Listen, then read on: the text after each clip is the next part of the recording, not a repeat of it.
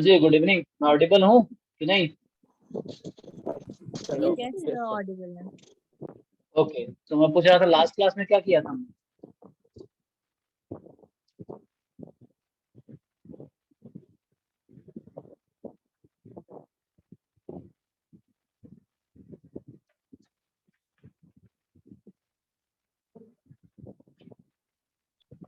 किसी को नहीं पता है क्या लास्ट क्लास में क्या किया कंडीशनल प्रोबेबिलिटी, था?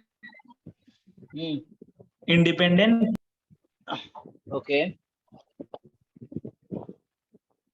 अच्छा, कंडीशनल प्रोबेबिलिटी और इंडिपेंडेंट म्यूचुअल और पेयर वाइज इंडिपेंडेंट डिस्कस किया था ना? Yes sir. Yes sir. Okay, तो Yes, अभी sir. क्या करते हैं, क्या रह गया सिलेबस में? सिलेबस की बात करें तो अभी थ्योरम देख, अच्छा वो बेस थ्योरम और वो ना, ठीक है।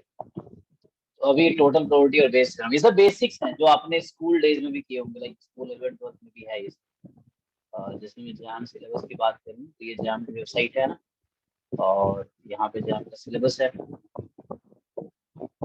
तो इसमें ना ये जैम स्टार्ट का सिलेबस है। सो हम लोग यहाँ स्टार्ट किए हूँ। सो क्या है कि इसमें देखो स्टार्टिंग से कहाँ तक हमने कर लिया, क्या क्या टॉपिक बचा है अभी। सो इसमें ज्योमेट्रिक प्रोबेबिलिटी एक बचा हुआ है, सिलेबस तुम लोगों को दिख रहा होगा टॉप पे। सो ज्योमेट्रिक प्रोबेबिलिटीज है, और क्या है जो हमने थ्योरीज डिस्कस नहीं किया, प्रॉब्लम अभी करेंगे। Batch theorem, sir Bayes theorem और टोटल प्रोबेबिलिटी। हाँ, तो चलो पहले टोटल प्रोबेबिलिटी और बेस थ्योरम कर लेते हैं। And pair wise independence last class में किया था हमने, और म्यूचुअल इंडिपेंडेंस भी किया था। क्वेश्चंस अभी ये दो टॉपिक करा के पहले क्वेश्चंस करा दूंगा जैम पे। ज्योमेट्रिक प्रोबेबिलिटी पे पहले एक दो क्वेश्चन आए हुए हैं वो मैं कराऊंगा, उसकी थ्योरीज भी करा दूंगा, फिर हम प्रीवियस ईयर क्वेश्चन डिस्कस करेंगे जितने भी इस टॉपिक पे। ओके, बाकी तुम बुक से भी कर रहे हो तुम लोग, जिन लोगों ने मैंने होमवर्क दिया होगा ना प्रसन्ना साहू से या टीचर हाथी से, होमवर्क था तो किया है तुम लोगों ने किसी ने? जैसे मैंने बोला होगा ना कुछ, जो लोग प्रसन्ना साहू से कर रहे हैं तो उसमें कहाँ तक हो गया discuss? Conditional probability based theorem तो चैप्टर 2 है उसमें, तो चैप्टर 1 तुम खत्म कर सकते थे। चैप्टर 1 फिनिश कर लेना, इसका प्रसन्ना साहू वाली बुक जो लोग कर रहे हैं, सो वो क्या करना कि चैप्टर 1 उसका फिनिश कर लेना। ओके, एंड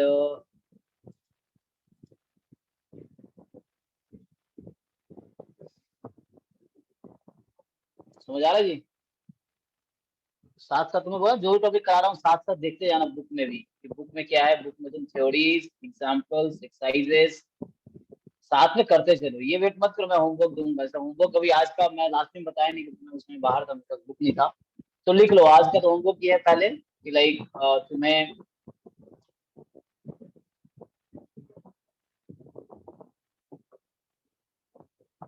तो ये है बैच 2 है ना, बैच 2 हो गया सुप्रीमम। सो बैच 2 सुप्रीमम, ठीक है। आज का डेट क्या है जी? आज डेट है 28 जून, 28 जून। ओके,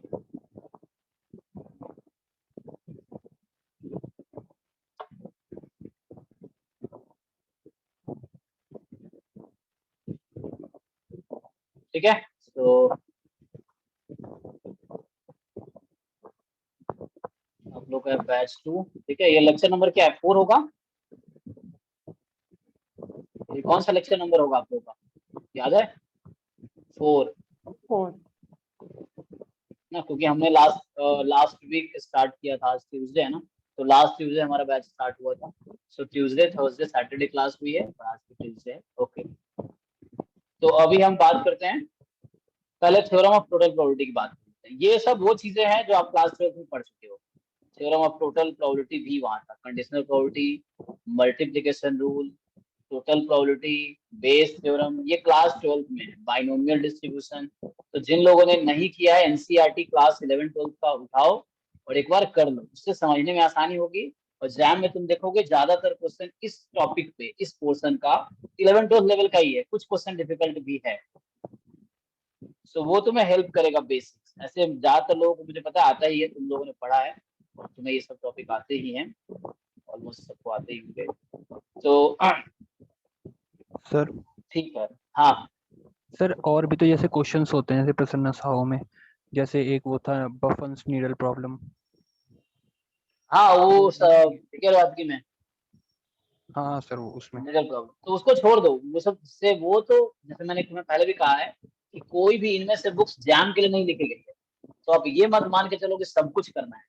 आपको डिसाइड कैसे करना है, क्या करना क्या नहीं करना, वो सिलेबस देखना है और प्रीवियस ईयर क्वेश्चन देखना है, उससे डिसाइड करना है कि क्या करना है आपको, है ना। तो जैसे मिडल प्रॉब्लम है विकर वादकी में, उसको छोड़ दो, वो तुम्हारे लेवल का नहीं है। विकर वादकी एमएससी में भी पढ़ाई जाती है, मैं शुरू में बताया होगा शायद। एमएससी में जब जाओगे, जहाँ एडमिशन लोगों हो सकता है, चाहे तुम सेंट्रल यूनिवर्सिटी में जाओ, एनआईटी में जाओ, आईआईटी में जाओ, कई जगह एमएससी में वीके रोहत की ही पढ़ाएगा तुम्हें, एमएससी के कोर्स में, प्रोबेबिलिटी कोर्स में उसी बुक से टीचर पढ़ाएगा। तो वो एमएससी लेवल की बुक, वीके रोहत से गेट में भी क्वेश्चन आता है, आईएएस में भी आता है, इस तरह से। सो क्योंकि वीके रोहतगी ने जैम के लिए नहीं लिखा है, तो हमें कॉन्सेप्ट समझना है उसका, और जो प्रॉब्लम जैम लेवल का है, जैम टाइप का है, वही करेंगे, ठीक है। तो मैंने पहले भी कहा हुआ कि मैं पिछले 4 साल से पढ़ा रहा हूँ जैम, और इस बार मैं 4 बैच एक साथ पढ़ा रहा हूँ। मैं रिपीट कर रहा हूँ ये लाइन कि 2 बैच तुम लोगों का, मतलब 2 बैच सुप्रीम का, 2 बैच दिप्स का, मैं 4 एक साथ पढ़ा रहा हूँ। तो इतना आइडिया मुझे हो गया है एटलीस्ट कि क्या करना है क्या नहीं करना है। ऐसे तुम लोगों में से बहुत लोग आइडिया होगा, जिन लोगों ने जैम अगर पहले दिए होंगे तो उनको आइडिया होगा कि क्या कैसे है, प्रीवियस ईयर किया होगा तो पता है कैसे क्वेश्चन आ रहे हैं, है ना। सो उस तरह के क्वेश्चन नहीं करने आप। जो वीके रोहत में एक लास्ट एग्जाम्पल है, मैं उसकी बात कर रहा हूँ, अर्नियल वाला प्रॉब्लम है, तो वो नहीं करना है आप, ठीक है। ऐसे पूछ लिया करना, जो भी समझना है पूछ लिया करना कि ओके। एक तो हाँ ना नहीं बोलते हो ना, समझ में नहीं आता ऑडिबल हूँ कि नहीं हूँ। Okay sir. Yes sir. हाँ यस सर यस। ये ऑनलाइन सिस्टम का भरोसा नहीं ना, कब साथ छोड़ दे, पता चला मैं यहाँ बोले जा रहा हूँ तुम्हारे तक पहुंच ही नहीं रहा। इसलिए इंटरेक्शन जरूरी है।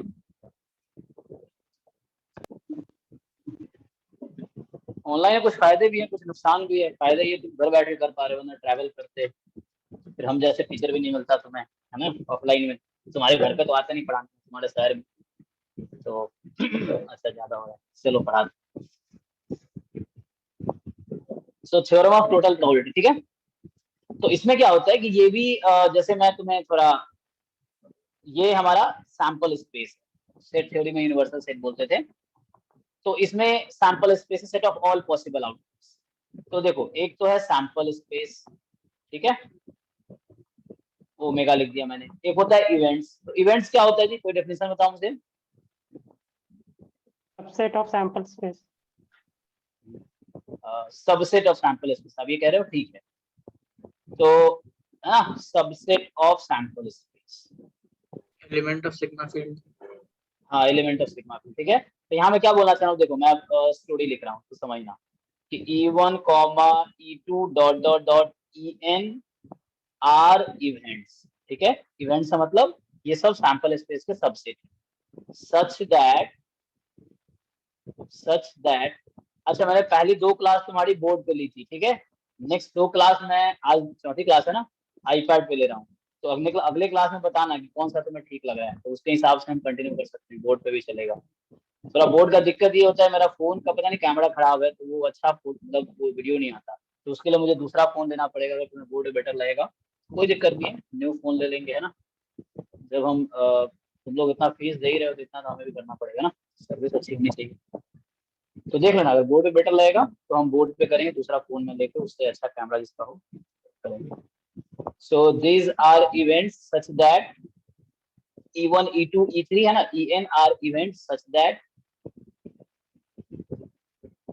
ऐसा है कि EI intersection EJ is equal to 5 for all I different from J, and E1 union E2 union E3 union dot dot dot union En is equal to omega. तो हमारे पास n इवेंट्स हैं, इस तरीके से है कि किसी भी 2 का तुम इंटरसेक्शन लोगे तो वो तुम्हारा एम्प्टी आ जाएगा, मतलब डिसजॉइंट इवेंट्स।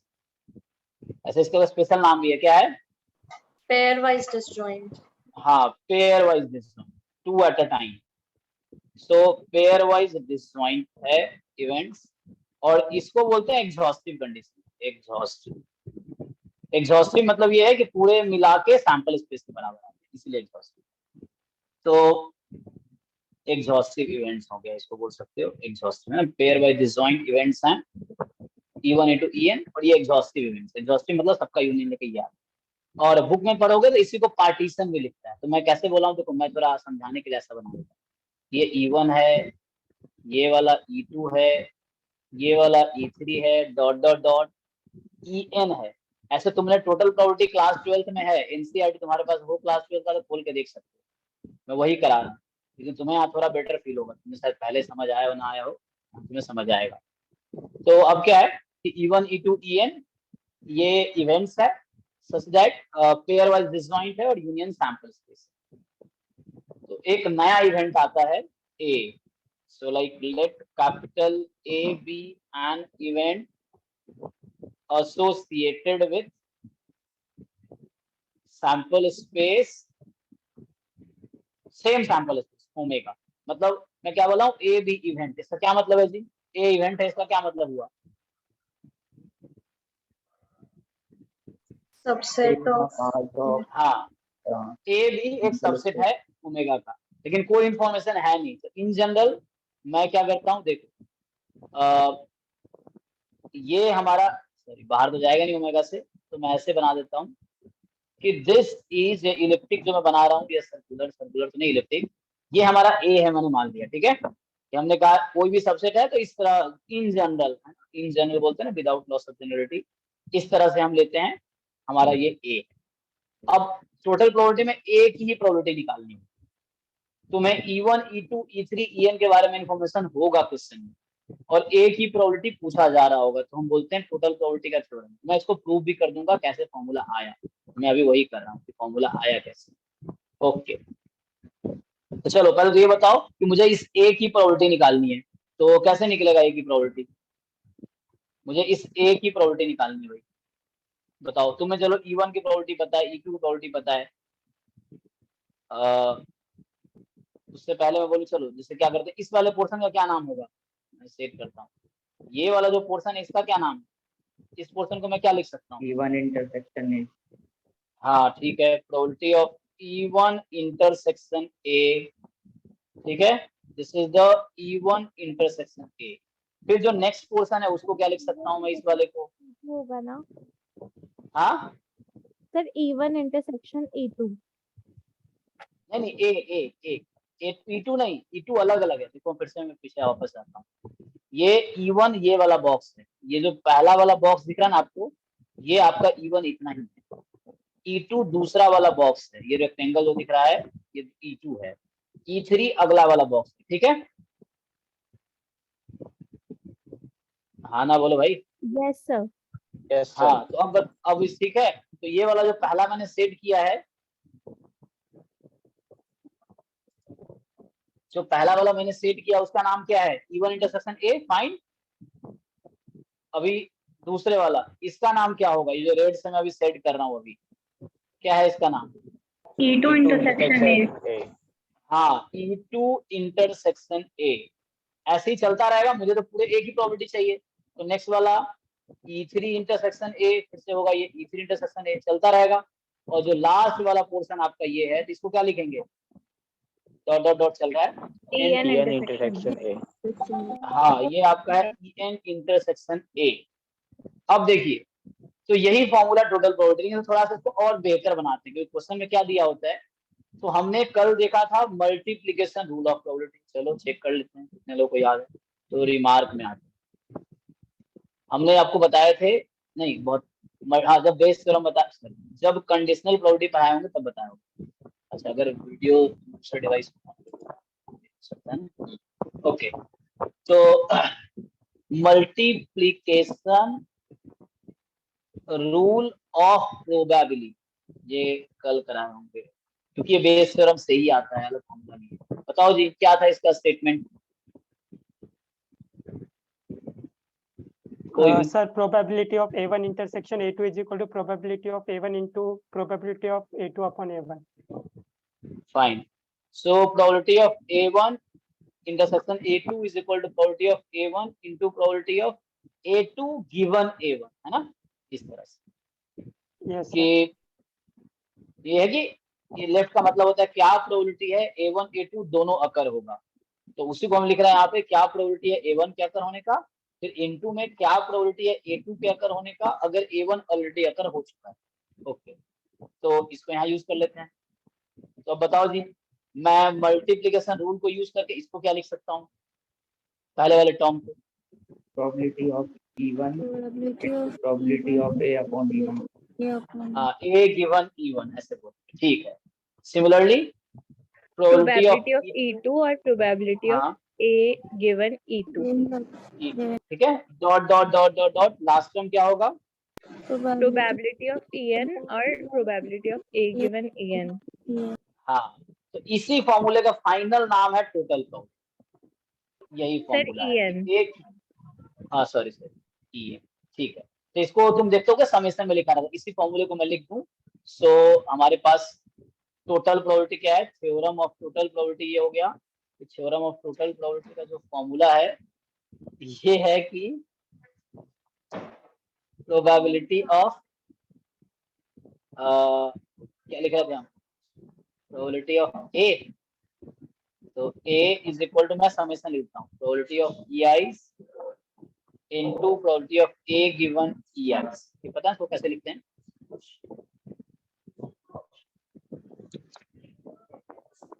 क्लास होते हैं यहाँ से उधर वहाँ मैं जाता हूँ, कोई बात नहीं, चक्कर में हाँ सॉरी ओके। सो यहाँ पे आई की वैल्यू कहाँ से कहाँ तक होगी, हाँ तुम लोगों से पूछ रहा हूँ, sir 1 to N 1 to N. तो ये तुम्हारा टोटल प्रोबेबिलिटी का फॉर्मूला है। ओके, पहले इसको नोट कर लो, इस पे एक क्वेश्चन लिखता हूँ, इसको सॉल्व, पहले इसको नोट करना, जो लोग नोट करना नोट करना, बोर्ड जैसे भी कर सकते हैं हम लोग, और तुम्हें लगता है कि नोट करना है तो वेट करना। ओके, अदरवाइज पीडीएफ में भेज दूंगा। यहाँ पे बोर्ड का नुकसान ये है कि बोर्ड को पीडीएफ नहीं दे सकता इसका, यहाँ पे मैं इसका पीडीएफ भेज सकता हूँ, ये फायदा, नोट्स मिल जाएंगे, वीडियो भी मिल जाएगा, है ना। ये चीज Recorded video complete नहीं आता कई बार। कंप्लीट नहीं आता, नहीं ऐसा तो नहीं होना चाहिए, मेरे वाले में ऐसा हुआ है क्या, Yes sir, last class का वीडियो भी कंप्लीट नहीं था। रिकॉर्डिंग पहले स्टॉप कर दिया हुआ, या तो ऐसा नहीं होना चाहिए, मैं देख लूंगा। तो लाइव अटेंड करो ही, रिकॉर्डेड तो रिवीजन के लिए, लाइव अटेंड करो, मैं चेक करूंगा, ऐसा नहीं होना चाहिए रिकॉर्डेड पूरा नहीं होगा, देखूंगा मैं। कई बार कोई चीज बीच में अगर छूट जाती है तो उसको दोबारा देखना, रिकॉर्डेड देखना फिर। राइट राइट, तुम सही बोल रहे हो, लेकिन मैं कह रहा हूँ रिकॉर्डिंग जब स्टार्ट होती है, हमारी आवाज आती है रिकॉर्डिंग स्टार्टेड, सभी रिकॉर्डिंग पूरी, ऊपर तुम्हें दिख रहा होगा, तुम्हारे फोन में भी देखो टॉप पे लेफ्ट में दिख रहा होगा रिकॉर्डिंग चल रहा है, ऐसा कुछ। यस सर, और जब स्टॉप करूंगा तब आ जाएगी रिकॉर्डिंग स्टॉप, वहां तक तो मिलेगा ही, ऐसा नहीं होना चाहिए। स्टिल मैं देखूंगा, तुम बताना मुझे, भेजना वीडियो में देखूंगा। उसमें उसे पढ़ाने जाके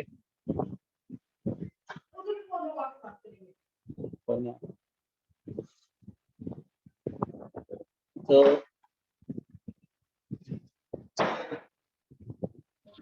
सर जैसे ना Okay. अगर कोई बुक पर्टिकुलर बुक से प्रैक्टिस करते हैं, प्रसन्ना साहू या वीके रुतागी से, तो सर मतलब उनमें से ही क्वेश्चंस आते हैं या फिर मतलब कहीं से भी आ सकते हैं, वो सिर्फ प्रैक्टिस के नहीं, लिए? ये प्रैक्टिस के लिए, ये आपका बीएससी वाला एग्जाम नहीं है ना कि टीचर बुक में से क्वेश्चन बनाएगा। क्वेश्चन ऐसा आएगा जो किसी बुक में मिलेगा ही नहीं। तो मान लो 2022 का पेपर उठाओ, वो किसी बुक में नहीं मिलेगा दुनिया में, मतलब मिल जाए तो कोइंसिडेंस हो सकता है, मतलब ऐसा है कि प्रोफेसर क्वेश्चन खुद नया फ्रेम करते हैं। वो स्कूल और कॉलेज वाला सिस्टम नहीं है कि किताब उठाते हैं, अच्छा पहला क्वेश्चन दूसरा क्वेश्चन लिख के देख के, जब जैम या जेडबल जितने एंट्रेंस होते हैं उसका क्वेश्चन न्यू फ्रेम, वो कोइंसिडेंस कभी कभी होता है कि तुम्हें वो क्वेश्चन बुक में ही मिल जाएगा, या कभी कभी प्रोफेसर है थोड़े आलसी है, उनको नहीं बनाना न्यू क्वेश्चन, तो वो मतलब उठा कर दे देगा बुक से। Otherwise you can not expect कि आपको क्वेश्चन किसी बुक से मिले। इसीलिए जैम में क्या है, कोई भी एक बुक फॉलो कर लो, उससे ज्यादा फर्क नहीं पड़ता, डायरेक्ट क्वेश्चन कहीं नहीं आने। समझ रहे हो आप? तो सिर्फ रेफरेंस के लिए बुक होता है कि आप कॉन्सेप्ट को अच्छे से समझ सको, वहाँ न्यू क्वेश्चन ही मिलना है आपको। तो सर लेवल तो मेंटेन रहता है ना? पैटर्न तो सेम रहता होगा। हाँ लेवल सेम रहता है, लेकिन हर साल अब धीरे धीरे लेवल उठ रहा है ना। तुम जैसे 2005 वाला पेपर देखो, 2022 का पेपर देखो, तुम्हें दिखेगा डिफरेंस। 2005 में जैम स्टार्ट हुआ, लास्ट पेपर अभी 2022 का हुआ है। जब देखोगे तो जैसे एस्पिरेंट्स बढ़ रहे हैं, वैसे एग्जाम का लेवल भी बढ़ रहा है, वो चीज है। तो हाँ लेवल मेंटेन रहता है, और वो तुम्हारे लिए नहीं, सबके लिए सेम लेवल। अगर पेपर बहुत डिफिकल्ट आया, सबके लिए डिफिकल्ट आया, उसमें क्या है, तो तुम्हें अपना लेवल अप करना है। सर जेई बट हाँ मेंस से मतलब ऊपर होगा या फिर लेवल उसका नीचे होगा जेई मेंस से? नहीं, वो तो सिलेबस अलग हो गया ना। अभी तो जैम का एग्जाम उस लेवल तक नहीं गया है, जैम का एग्जाम जे लेवल तक नहीं गया है। तो मेन से तो लोअर लेवल का ही, इतना भी डिफिकल्ट नहीं। तुम बुक ढंग से कर लोगे तो, जैसे वीके रॉयल्टी तुम ढंग से सॉल्व करोगे, मान लो सारे एग्जाम्पल सारे एक्सरसाइज, तो जैम के बहुत सारे क्वेश्चन तुम्हें इस बुक से मिल जाए, मतलब जो पहले आए हुए हैं। उसके बाद नेक्स्ट टाइम आएगा नहीं आएगा पता नहीं, लेकिन पहले आए हुए बहुत सारे क्वेश्चन तुम्हें कॉमन मिलेगा वीके रॉयल्टी एग्जाम्पल और एक्सरसाइज। जैसे पहले चैप्टर में एक क्वेश्चन है total probability, sorry geometric probability वाला, तो लिखाऊंगा इसी से आया हुआ है। तो ऐसे कई सारे क्वेश्चन है जो पूछ लेते हैं, but you can not expect कि कोई बुक से आए, इससे जरूरी नहीं, ठीक है। मतलब सर तो आपने जितनी भी बुक्स बताई ना, जैसे सबसे पहले प्रसन्ना साहू, उसके बाद रोहतागी, फिर उसके बाद एस.सी. गुप्ता और फिर कैसेला बर्गर, तो मतलब ये पूरा सीक्वेंस में करना है। कर सकते हो आप, अगर कर सकते हो तो, वरना एक ही बुक को बार बार करो। मेन तो आपको कॉन्सेप्ट समझना है, उसके बाद प्रॉब्लम पे उसको अप्लाई करना है। एग्जाम में थ्योरी तो आती नहीं, मेनली प्रॉब्लम आते हैं थ्योरी। कभी कभी एक दो थ्योरेटिकल क्वेश्चन आते हैं, लाइक जैसे इनइक्वालिटी पूछ लिया या कोई ऐसे थ्योरेटिकल पूछ लिया, वरना एप्लीकेशन आता है। तो आपको क्वेश्चन बुक से कॉन्सेप्ट गेन करना है, फिर उसको क्वेश्चन पे अप्लाई करना है। तो हाँ सीक्वेंस में कर सकते हो। लेवल ऐसा है, प्रसन्ना साहू का लोअर लेवल है, उसके बाद तुम लगा लो जैसे गुप्ता कपूर का लेवल है, उसके बाद तुम रोहतगी का लेवल लगा लो, उसके बाद कैसेला बर्गर का लेवल। तो लेवल है ऐसे, हाँ तुम ऐसे जा सकते हो, वरना कोई दिक्कत नहीं। जैसे पिछले साल मैंने सिर्फ साहू पढ़ाई, रोहतगी में बोला था कराऊंगा, लेकिन मेरा उस समय मैं असिस्टेंट प्रोफेसर था एक कॉलेज में, पीएचडी चल रहा था, फिर मेरा मतलब बहुत सारे कोचिंग भी था, तो मैं नहीं करा पाया रिविजन। मतलब कराता हूँ मोस्टली, बाद में बोलता हूँ कि मैं वीके रोहतगी के सारे क्वेश्चन और कैसेला बर्गर के क्वेश्चन डिस्कस करूंगा एग्जाम्पल्स। मतलब सेकंड टाइम कोर्स होगा, एक बार हो जाएगा फिर बाद में रिवीजन भी होगा, तो उसमें थ्योरीज कम। अभी थ्योरी ज्यादा करते हैं, क्वेश्चन कम कर रहे हैं। रिवीजन में क्या होगा, क्वेश्चन ज्यादा होंगे, थ्योरी जहाँ प्रॉब्लम है वो होगी। तो आप जो कह रहे हैं कि हाँ वैसा ही है कि बुक का लेवल ऐसे है, तो आप देख लो आप किस लेवल पे, वहां से स्टार्ट कर सकते हैं। सर कोर्स खत्म होने में कितने मंथ लगेंगे? देखो हमारे हाथ में सितंबर से पहले हो जाएगा। क्या चल रहा है, जून जुलाई का, सितंबर में हो जाएगा। जैसे डिप्स का फर्स्ट बैच मैंने अप्रैल में स्टार्ट किया था, अप्रैल मई मार्च, वहां से सैटरडे संडे पढ़ाता हूँ, तो उसका भी खत्म होने वाला है, मतलब एक महीने के अंदर खत्म हो जाएगा फर्स्ट बैच। तो लाइक एस्टिमेशन चल रहा है, तो ज्यादा टाइम नहीं लगता है। स्टार्ट क्वेश्चन में तो ये भी स्टार्ट हुआ क्या है, जून जुलाई अगस्त सितंबर, हाँ सितंबर अक्टूबर तक से पहले होता है। और सर जो तुम बस टेस्ट सीरीज के कंसिस्टेंट रहो। क्वेश्चंस होंगे और डीपीपी, तो वो तो उसी लेवल के होंगे ना, जेएम लेवल की? हाँ जैम से ऊपर लेवल का हूँ। तुम अगर उन बच्चों से पूछोगे जो last time test series join किया था, हमारा टेस्ट सीरीज का लेवल जैम के लेवल से ऊपर होगा। तुम अगर इसमें अच्छा कर लेते हो तो तुम्हारा जैम में आराम से क्वेश्चन ईजी फील होगा। जिन लोगों ने रैंक इस बार दी है, जैसे हमारे पास बहुत सारे रैंकर्स है, कुछ बच्चे सिर्फ टेस्ट सीरीज के, जैसे 24 रैंक था मुझे भर गया का, हाँ 27 आई थिंक लड़की एक थी, ऐसा कुछ मतलब याद नहीं एग्जैक्ट रैंक, तो मिस कर रहा हूँ, बट 20s में शायद दोनों थे, नहीं एक का 13 था एक का 24 था। सो उस लड़के का रैंक, देवस्मिता का रैंक 13 था, उस लड़के का 24 था। तो ये लोग टेस्ट सीरीज वाले बच्चे जो लेट आए, तो इन लोगों को काफी बेनिफिट हुआ। तुम अगर उनका इंटरव्यू देखोगे हमारे चैनल पे या किसी और चैनल पे, तो वो बताएंगे कि टेस्ट सीरीज काफी अच्छा था हमारा पिछले साल। मतलब उसका लेवल तुम्हें जैम के लेवल से ऊपर मिलेगा, तुम्हें दिख जाएगा। वो हमें पता चल गया था किसका क्या रैंक है, चाहे श्रुति हो या मयूरी हो, ये सब पता चल गया था किसका क्या रैंक है। बच्चे अगर मान लो 100 में हमारे, तुम अगर 50-60 ला रहे हो, तो एग्जाम में भी लग रहा है कि इस लेवल तक जाओगे, वहाँ उनके भी रैंक वैसे वहाँ मार्क्स 60-70-60 में मार्क्स 50-60, तो सही है। सर ऐसा होता है कि जब भी पहला वो टेस्ट सीरीज का कोई टेस्ट हो तो एकदम से 50 या 60 आते हैं, या फिर धीरे धीरे आते हैं? नहीं नहीं नहीं वैसा नहीं होगा। फर्स्ट टाइम हो सकता तुम्हें 20-30 नंबर ही आएंगे, वो धीरे धीरे। लेकिन टेस्ट इसलिए जरूरी है, वरना तुम टेस्ट करके नहीं गए तो एग्जाम में 20-30 नंबर आएंगे। शुरू में तुम्हें बहुत वो फील होगा, जैसे कोई भी तुम टेस्ट ज्वाइन करो फर्स्ट टाइम तुम होगा, फिर धीरे धीरे तुम्हें समझ आएगा अच्छा कैसे क्या है। तो इसीलिए मॉक टेस्ट या टेस्ट सीरीज बहुत जरूरी है। प्रिपरेशन से ज्यादा वो जरूरी है एग्जाम में अच्छे रिजल्ट के लिए। क्योंकि प्रोफेसर तो बीएससी में चीजें पढ़ रखी है, तुम एग्जाम पैटर्न पे तैयारी तुम्हारी टेस्ट के दौरान ही होती है, तुम्हें समझ आता तुमने कितनी तैयारी एक्चुअल कर रखी है, और उसके हिसाब से तुम फिर अपने आप को इम्प्रूव करोगे ना। वरना क्या होता है, बच्चे ओवर कॉन्फिडेंस में होते हैं, मुझे सब आता है। जैसे फॉर एग्जाम्पल तुम्हें बहुत सारे बच्चे होंगे जो अपने कॉलेज के टॉपर होंगे, पिछले बार भी थे, फिर उनका रैंक आया 300 400, और इनमें कुछ तो ऐसे भी जो क्लास ही अटेंड नहीं किए, उनको लगता है जो मैं पढ़ा रहा हूँ मुझे सब आता है, पूछ रहा हूँ क्लास क्यों नहीं कर रहे सर, वो सब आता ही है। ठीक है, आता है तो अच्छी बात है। अब जैसे श्रुति भी थी, उसका 3rd रैंक आया, उसने सारी क्लास अटेंड की, एक क्लास मिस नहीं किया उसने। तो और उसको भी ऐसा नहीं कि उसको नहीं आता, मुझे पता उसको भी आता रहा होगा, बट क्या है कंसिस्टेंसी रहती है, क्लास तुम डेली अटेंड करोगे, कंसिस्टेंसी है, चीजें रिवाइज हो रही। मान लो तुम्हें 90% चीजें आती है, 10% नहीं आती, लेकिन तुम्हें लग रहा हो आती है, तुम एक बार पूरे कोर्स कंसिस्टेंटली कर लोगे तो वो 10% तुम्हारा मेहनत है, ये होता है। लेकिन तुम्हें लग रहा था आता ही है सब, तो क्या ही है, सब आता ही है, क्वेश्चन भी हो ही रहे हैं, फिर एग्जाम में तुमसे नहीं होता, फिर एग्जाम में 300 400 रैंक है। मैं कई सारे बच्चों का नाम नहीं लेना चाहता हूँ पिछले साल जैसे थे, तो ऐसे बच्चे हैं जिनको लगता था वो प्रीवियस ईयर क्वेश्चन डिस्कस करा, उसमें नहीं आ रहा है कि हमने कर रखा है। तो मुझे समझ नहीं आया, जब प्रीवियस ईयर तुमने कर रखा था एग्जाम में क्यों नहीं नंबर आ रहे तुम्हारे, 20 22 30 नंबर आ रहे, क्या है मतलब वैसे। और और अच्छे बच्चे जो क्लास के टॉपर थे, बता रहा हूँ कि उस एक पर्टिकुलर यूनिवर्सिटी के टॉपर है वो बच्चा, फर्स्ट रैंकर इस यूनिवर्सिटी का, और उसके एग्जाम में 25 30 नंबर आ रहे हैं, और क्लास में बुरा है सब आ रहा है, क्या ही फायदा? एक कमजोर बच्चा अच्छा नहीं हुआ क्योंकि वो कंसिस्टेंट था। और सर मैंने मयूरी दीदी का इंटरव्यू देखा था यूट्यूब पे, तो वो कह रही थी कि जब उन्होंने पहला टेस्ट सीरीज दिया था तो उनका 1 डिजिट में स्कोर था। हाँ ऐसे ही होता है, तुम्हें भी जब दोगे फर्स्ट टाइम तुम्हें आइडिया नहीं होता है चीजों का, जब तुम टेस्ट सीरीज देते हो तब आइडिया होता है। जिन लोगों ने फर्स्ट टाइम जैम दिया हो, तुम में से कई सालों में पिछली बार जैम दिया हो, तो उस समय तुम्हें नहीं पता था क्या है, एक बार तुमने जैम दे दिया, तुम्हें बहुत सारी चीजें पता है कैसे क्या करना है, वो गलतियां तुम जो एग्जाम में करोगे वो तुम टेस्ट सीरीज में कर लेते हो। तो ऐसे ही होता है, फर्स्ट टाइम तुम दोगे तुम्हें कुछ नहीं आएगा, सिंगल डिजिट में नंबर आ सकते, ये भी हो सकता है 10 20 नंबर आगे बहुत है। उसके बाद तुम धीरे धीरे धीरे अपडेट करो उसको, और टेस्ट सीरीज हमारे पास तो बहुत सारे 50 60 टेस्ट होंगे इस बार, तो जैम एग्जाम से जितना पॉसिबल होगा टेस्ट पे तुम्हारे साथ है ही, बहुत सारे बनाएंगे, तो वैसा होगा। तो टेस्ट सीरीज बहुत जरूरी है, मतलब बहुत टोटल जरूरी है। कितने टेस्ट होते हैं सर टेस्ट सीरीज में? पिछले बार मैंने 30 35 टेस्ट लिए थे, इस बार उतने और ऐड हो जाएंगे, क्योंकि टेस्ट सीरीज से पिछले साल क्वेश्चन तो पुराने होंगे नहीं, तो वो भी यूज करेंगे, 30 मैच इस बार बनेगा, तो 50 60 टेस्ट तो कम से कम ये। तुम खुद ही थक जाओगे, मतलब ऐसा होता है बच्चे थक जाते हैं, हम लोग नहीं थकते ना, तुम भी थक जाओगे, इतना भर दिन में इतना टेस्ट क्लास हो जाता है, तो तुम झेल पाओ तो सर जी। सर जो अब सेकंड ईयर के होंगे ना, मतलब पहले तो प्रैक्टिस के लिए दे सकते थे, बट सर इस बार से नहीं दे सकते ना?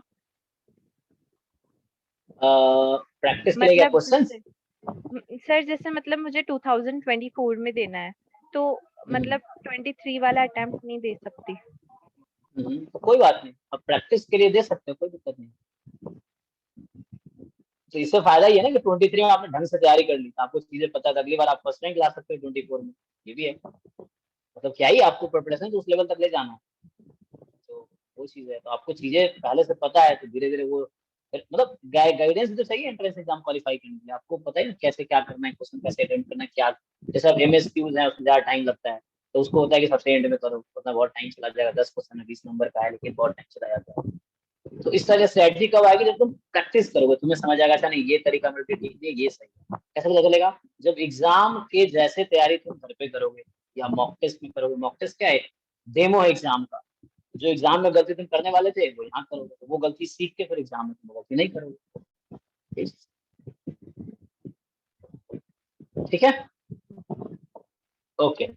तो कोई एक बुक फॉलो करो, जैसे साहू वाली, मैं पिछले साल सिर्फ साहू कराया था पूरे साल, तुम अगर वीडियोस जिन लोगों ने पहले देखे होंगे, पहले वीडियो पब्लिक करता था लास्ट टाइम, तो सिर्फ साहू के बुक एग्जाम्पल एक्सरसाइज कराए, कुछ नहीं, उसके बाद प्रीवियस ईयर क्वेश्चन कराए, प्रीवियस ईयर एक एक क्वेश्चन डिस्कस करूंगा क्लास में, तो 5 से 22 तक का एक एक क्वेश्चन डिस्कस होगा सिलेबस खत्म होने के बाद, वो चीज उससे तुम्हारा एक बार हो जाए, तो टेस्ट सीरीज होगा, एग्जाम होगा, syllabus previous year question test exam, ऐसा रहेगा। सर एस गुप्ता तो इतनी मोटी बुक है सर, देख के डर लगता है, मतलब ये सब कुछ नहीं करना ना, उसमें सब कुछ भरा हुआ है, वो एकदम समुंदर है, तुम्हें बस पूरा समुंदर में ही तैरना है ना, एक वो फिक्स है, सिलेबस है ना तुम्हारे पास, सिलेबस में टॉपिक मैच करो, क्वेश्चन करो, टॉपिक मैच करो, ये बस हो जाएगा। देखो जो बच्चे रैंक लाए पिछले बार वो तुम जैसे ही थे, और तुम में से ही, जैसे मेरे पास इस बार हमारे पास 130 स्टूडेंट्स हो चुके हैं, तो इस बार तुम में से ही वो बच्चा होगा जिसका फर्स्ट रैंक आएगा या थर्ड रैंक आएगा, सेकंड रैंक आएगा, हम नहीं भी कह सकते ना। तो मैं पिछले साल हमारे पास कितने बच्चे थे, 30 40 50 आई थिंक 50 60 के करीब से, तो उनमें से जो 20 25 बच्चे रैंक लाए उनमें से है, जैसे थर्ड है, सेवेंथ है, ये सब है। तो इस तरह के जो रैंक है हमें नहीं पता था उसमें वो बच्चे लाएंगे, और उनसे तुम पूछते उस टाइम पे, जैसे तुम्हें भी नहीं लग रहा होगा, तो उनको भी ऐसे ही लग रहा था कि शायद पता नहीं क्या होगा, एग्जाम निकलेगा नहीं निकलेगा। जब रिजल्ट आया तो थर्ड रैंक आ रहा है, सेवेंथ रैंक आ रहा है, 13 आ रहा है, 24 आ रहा है, इस तरह का रैंक आ रहा है। तो वैसे तुम में से ही बहुत सारे बच्चे होंगे जिनका सेकंड, थर्ड, फोर्थ, फर्स्ट कुछ भी आ सकता है, ऑब्वियसली आएगा। टॉप 10 में हमारे 3 4 बच्चे इस बार होंगे, क्योंकि स्ट्रेंथ डबल हो गई है। पिछले बार 50 60 थे, इस बार अभी तक 130 बच्चे हो गए। तो ऐसा है, अभी ये और बढ़ेगा, लास्ट भी आते हैं 200 हो जाएगा, टेस्ट सीरीज में भी 40 50 बच्चे आएंगे, तो ऐसे करके 200 बच्चे का स्ट्रेंथ हो जाएगा। वो है, तो 200 में तुम अच्छा परफॉर्म कर रहे हो, वहाँ भी वैसे ही बच्चे हैं जैम में, जहाँ मिल रहा है वही सब बच्चे जैम में गुस्से लग रहे हैं, वहाँ कोई अलग से बच्चा कोई नहीं, इसी टाइप के बच्चे। तुम यहाँ अच्छा परफॉर्म कर रहे हो, वहाँ भी अच्छा परफॉर्म कर रहे हो, तो अपने आप करें। इसलिए जो बोल रहा हूँ करते जाओ, होमवर्क करते जाओ, अच्छा परफॉर्म करते जाओ, हो गया। ओके, टोटल कितने लोग एग्जाम देते हैं लगभग?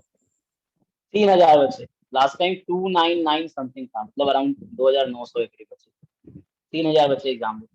इसमें बहुत सारे वो है बस फॉर्म भरते हैं, बहुत सारे तो मैथ वाले होते हैं, बस एग्जाम ऑप्शन देता है कि तुम मैथ के साथ स्टैट भी दे सकते हो। तो बहुत सारे बच्चे ऐसे ही दोनों दे देते हैं, क्योंकि एक पेपर दोगे तो 1500 लगते हैं, 2 पेपर दोगे तो 2100 रुपये लगते हैं, या 2000 लगते हैं शायद।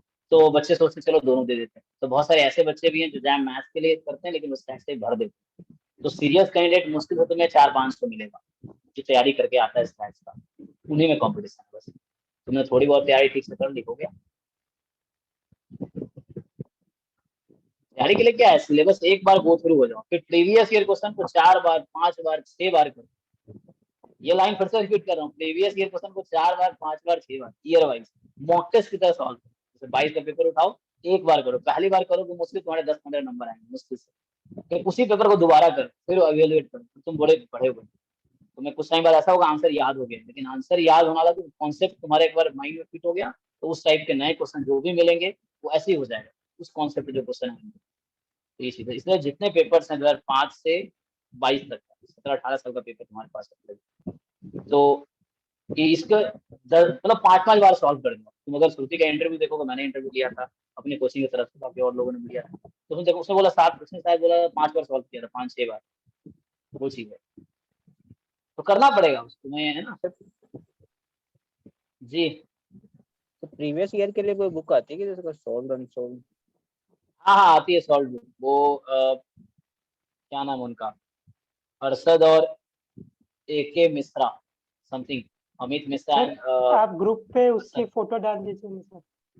उसका PDF भी है, मैं PDF भेज दूंगा, उस बुक का PDF भी अवेलेबल है, तो मैं बुक ही ओके भेज सर। दूंगा पूरा सोल्यूशन के साथ। सर उसमें मतलब टॉपिक वाइज है या मतलब यूनिट वाइज है, जैसे ये पहला year unit? Wise, year wise, year wise, 5 का एक साथ, 6 का एक साथ, 7 का एक साथ, इस तरह से। सर ऐसे यूनिट वाइज नहीं मिलती क्या सर? यूनिट वाइज बनाई नहीं है लोगों ने, तुम बना लो, प्रीवियस ईयर उठाओ, क्या मतलब तुम ही बना के पब्लिश कर दो, क्या है, डिमांड है बच्चों में मार्केट में, बेचो। किसी को बनाने की जरूरत है, हम लोग भी बना सकते हैं, तो हम लोग उतना टाइम नहीं मेरे पास, वरना बना सकते हैं हम लोग।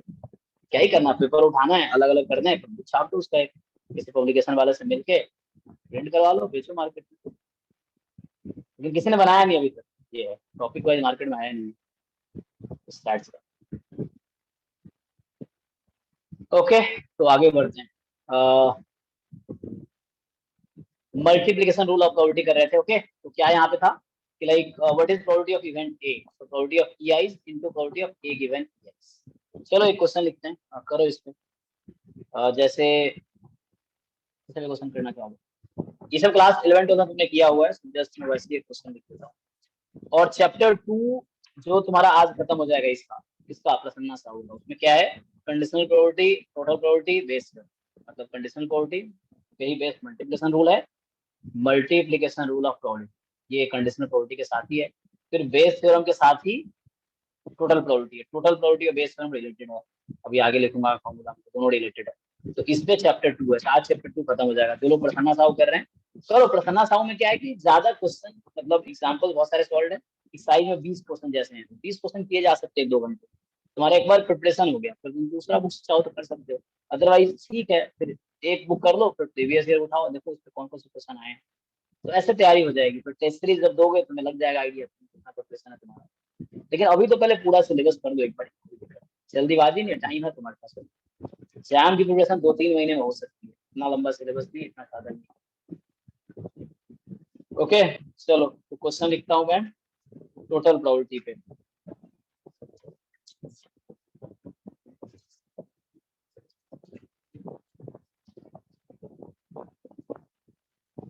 द क्वेश्चन इज, लिखो क्वेश्चन 1, तुम लोग के साथ में लिखो, थ्योरम इसको नोट करना था तो नोट कर सकते हो, या पीडीएफ भेज दूंगा मैंने समझना समझ लो अभी। और आगे लिखता हूँ मैं क्वेश्चन, लिखो तुम लोग भी, बोलता हूँ मेरे साथ साथ लिख लो। सो द क्वेश्चन इज, इस तरह से लिखा,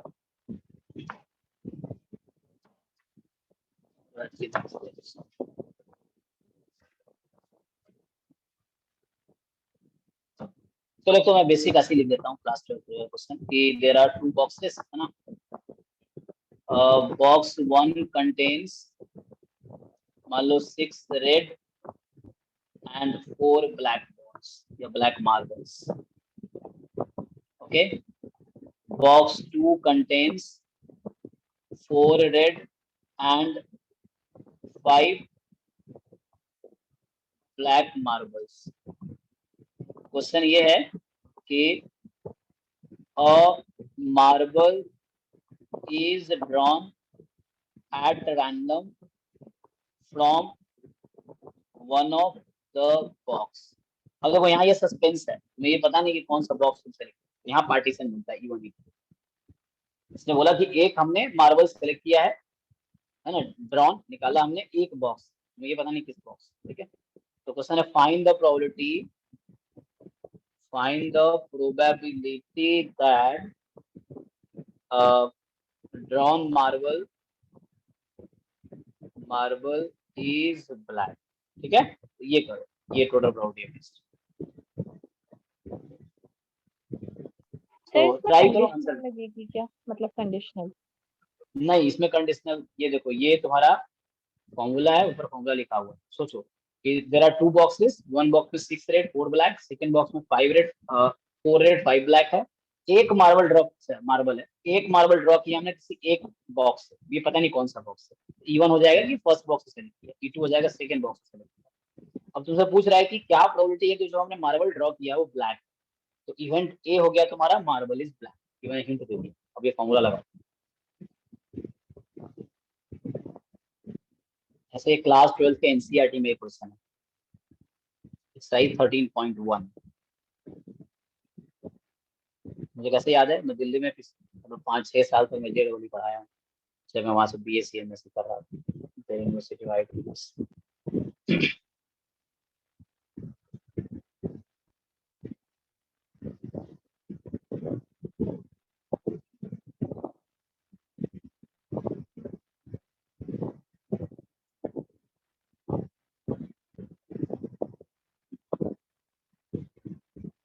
और 86 अपॉन 180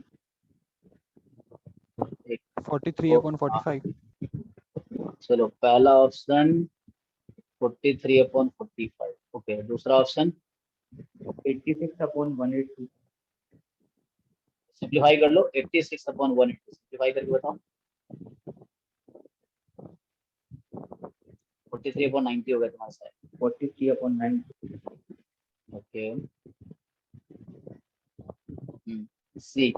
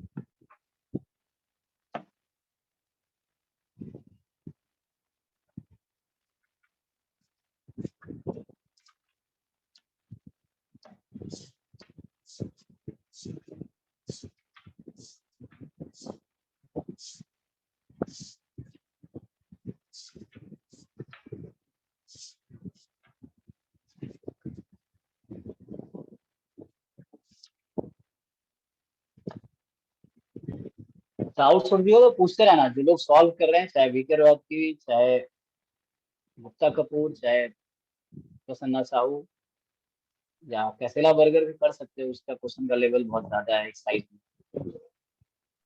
सर वीके फॉर में एग्जाम्पल आपने बोला था कि वो आंसर दिए चैप्टर के एंड में सर, वो मतलब ये नहीं है वहाँ पर। कुछ सिलेक्टेड क्वेश्चंस के आंसर है, जैसे मैं देख रहा हूँ मेरे पास वीके है, देखो इसमें मुझे तो दिख रहा है आंसर, तो मैं बताता हूँ। नहीं देखो सर, यहाँ वो पे पेज पीडीएफ तो है हमारे पास, उसमें नहीं है शायद। ओ पीडीएफ, नहीं नहीं, मैं भी पीडीएफ से फोटो कॉपी कराया। Answer to selected problems, page number 667 से स्टार्ट, और मेरे पास कौन सा एडिशन है? अच्छा, एंड में दिए हैं सर, ओके। हाँ एंड में, सबसे एंड में, ओके मतलब बुक के सबसे एंड में, जैसे एनसीईआरटी में होता था कि पीछे जाके 1.3 1.4 ऐसे एक्सरसाइज के आंसर्स दिए, ऑल्टरनेट आंसर्स है, सारे आंसर नहीं मिलेंगे शायद, कुछ सिलेक्टेड आंसर्स हैं, मोस्ट ऑफ द आंसर्स हैं, कुछ क्वेश्चन तो नहीं। सर वो क्या है sir, box 1 contains 6 red and 4 black. Yes yes yes, 6 red sir 4 इसमें ब्लैक। EI मतलब प्रोबेबिलिटी ऑफ इवेंट EI क्या होगा? हाँ, ईआई का मतलब कितने बॉक्स है आपके पास? 2 बॉक्स। E1 आपने क्या लिया है? What is your E1? Box 1 is chosen. हाँ, E1 है कि हम बॉक्स 1 से चूज करेंगे। देखो तुम मार्बल तक कब पहुंचोगे? पहले तो बॉक्स तक पहुंचना पड़ेगा ना, तो मार्बल तक कब तो पहुंचोगे। यहाँ क्या बोला कि हमने एक मार्बल ड्रॉ किया और क्या चांस है कि वो मार्बल ब्लैक है। ये मार्बल तक कैसे पहुंचोगे? पहले तुम बॉक्स सेलेक्ट करोगे, 2 बॉक्स है भाई। अब कौन सा बॉक्स चुनना है? तो E1 है कि पहला बॉक्स चुन लेते हैं, E2 है दूसरा बॉक्स चुन लेते हैं। तो ये पार्टीशन हुआ कि 2 पॉसिबिलिटी है। अब E1, अब 2 बॉक्स में से एक बॉक्स चुनने के क्या चांस? 1/2 तो आंसर मिल गया आपका, जो लोग पूछ रहे थे EI का क्या आएगा। E1 E2 दोनों की प्रोबेबिलिटी अलग अलग हाफ हाफ, बिकॉज 2 बैग है, मुझे एक बैग चुनना है। सो बाय डिफॉल्ट कुछ नहीं दे रखा है तो हम अज्यूम करेंगे कि इक्वली लाइकिंग है। क्वाइन डाइस इन सब में ऐसे ही करते हैं हम लोग।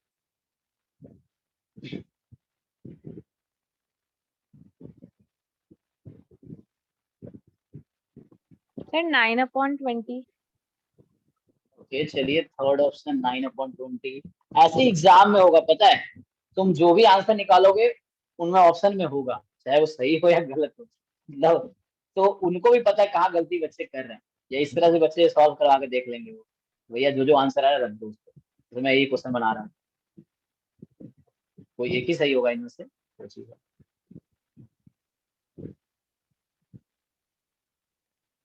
करें मैं सॉल्व करूं तो यस सर। अच्छा, फिर से एडवाइस दे रहा हूँ, जिन लोग इन क्वेश्चंस में दिक्कत है आप एनसीईआरटी उठाओ क्लास 12 की, एक बार सारे एग्जांपल्स कर जाओ और एक्सरसाइज भी कर जाओ साथ, क्लास 12 की एनसीईआरटी में 5 एक्सरसाइज हैं। पहला एक्सरसाइज कंडीशनल प्रोबेबिलिटी, दूसरा एक्सरसाइज मल्टीप्लिकेशन थ्योरम, तीसरा exercise total probability and Bayes theorem, चौथा एक्सरसाइज है प्रोबेबिलिटी डिस्ट्रीब्यूशन, पांचवा एक्सरसाइज है बाइनोमियल डिस्ट्रीब्यूशन। ये कर जाओ, तुमने किया होगा 12th में, भूल जाते हैं बच्चे, उसको उठाओ एक बार। सर एक बार ये टॉपिक्स रिपीट कर दीजिए। एक बार ये टॉपिक एक्सप्लेन कर दूं? नहीं नहीं सर, जो अभी आपने टॉपिक्स कहे ना, जो एक बार फिर से रिकॉल करना है वो। मैं बोल रहा हूँ क्लास 12 में, लिख देता हूँ स्क्रीन पे, क्लास 12 का जो एनसीईआरटी बुक है आपके पास, ये क्लास 12 के जो एनसीईआरटी, खरीदना नहीं है, गूगल पे टाइप करो एनसीईआरटी पीडीएफ आ जाएगा, डाउनलोड कर लो वहां से। तो जो चैप्टर 13 है उसमें है, लास्ट चैप्टर है 13 चैप्टर क्लास 12 पार्ट 2 में होगा ये, 2 पार्ट है, पार्ट 2 में तो 13.1 एक्सरसाइज है बेस थ्योरम टेस्ट, 13.2 है मल्टीप्लिकेशन थ्योरम ऑफ प्रोबेबिलिटी, जो लास्ट क्लास में पढ़ाया है, प्रोबेबिलिटी मल्टीप्लिकेशन थ्योरम ऑफ।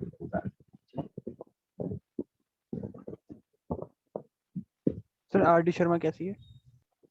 हाँ ठीक है, लेकिन क्यों उतना लेवल, तुम एनसीईआरटी कर लो, काफी। आरडी शर्मा 50-50 क्वेश्चन एक साइड, एनसीईआरटी में 10-12 है, तुम्हें कॉन्सेप्ट भी तो समझने हैं, वो चीज है। तो आप आईडी नाव से कर लो, कोई दिक्कत नहीं है। कॉन्सेप्ट समझना नहीं तो कॉन्सेप्ट, प्रॉब्लम थोड़ा प्रैक्टिस कर लोगे तो वो फॉर्म में आ जाओगे कि हाँ इस तरह क्वेश्चन हो जाएंगे। यहाँ में वैसे ही आए 13.3 है आपका, उसमें total probability and Bayes theorem, जो अभी हम कर रहे हैं, बेस थ्योरम भी अभी करेंगे इसके बाद, total probability and Bayes theorem. Formula मैं यहाँ करा ही रहा हूँ, मैंने कराया ही है, प्रॉब्लम वहाँ से प्रैक्टिस कर लो, कुछ क्वेश्चन मैं करा ही रहा हूँ, एक दो क्वेश्चन। हमारे पास टाइम कम है, 2 घंटे क्लास है तो सिलेबस को कवर करना है। सो 13.4 हम कुछ ही क्वेश्चन डिस्कस कर सकते हैं आप, बाकी आपको प्रैक्टिस करना है। डाउट नेक्स्ट क्लास में पूछो, डाउट पूछने का कोई दिक्कत नहीं है, मैं हमेशा अप्रिशिएट करता हूँ जो बच्चे डाउट पूछते हैं, मतलब वो कुछ कर रहे हैं घर में। सो 13.4 है, ये रैंडम वेरिएबल हम लोग करेंगे, लेकिन वहां पे है वो है probability distribution, random variable and probability distribution.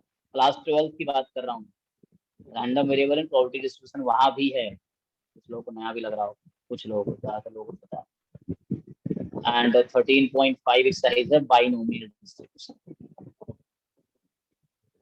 ये क्लास 12 के पार्ट 2 बुक मैथ्स की, उसमें चैप्टर 13 है, उसमें ये 5 टॉपिक है वहाँ जो आपने 12th में पढ़े हुए। कुछ लोग हैं जो स्किप कर देते हैं, है ना, चलो यार लास्ट चैप्टर है, ढंग से करते नहीं है तो ऐसा हो जाता है, लेकिन अभी कर देना क्योंकि एग्जाम में भी ये टॉपिक्स हैं, ये 5 टॉपिक एग्जाम में भी। और 11th की देख सकते हो, 11th में बस वही कॉम्बिनेटोरियल प्रोबेबिलिटी था, है ना। क्लास 11th की जो एनसीईआरटी है उसमें क्या है, उसमें है एक ही बुक है, उसमें चैप्टर 16 है, हाँ 16 है। तो उसमें क्या है कि जो प्रोबेबिलिटी बेस्ड, मतलब वहाँ पे प्रोबेबिलिटी जो है कॉम्बिनेटोरियल प्रोबेबिलिटी है, कॉम्बिनेटोरियल लाइक एनसीआर एनपीआर वाले क्वेश्चन, कॉम्बिनेटोरियल प्रोबेबिलिटी है, एनसीआर एनपीआर टाइप के क्वेश्चन है, हर तरह के क्वेश्चन। तो ये भी कर सकते हो तुम, क्लास 11 एक बार एनसीआरटी कर लोगे, पहला वाला क्वेश्चन वहीं से तैयार हो जाए ऑलमोस्ट 90%, 10% थोड़ा एक्स्ट्रा, कुछ इनइक्वालिटीज, ओके। तो चलो बेसिक्स, बेसिक पार्ट नोट कर सकते हो, ठीक है। तो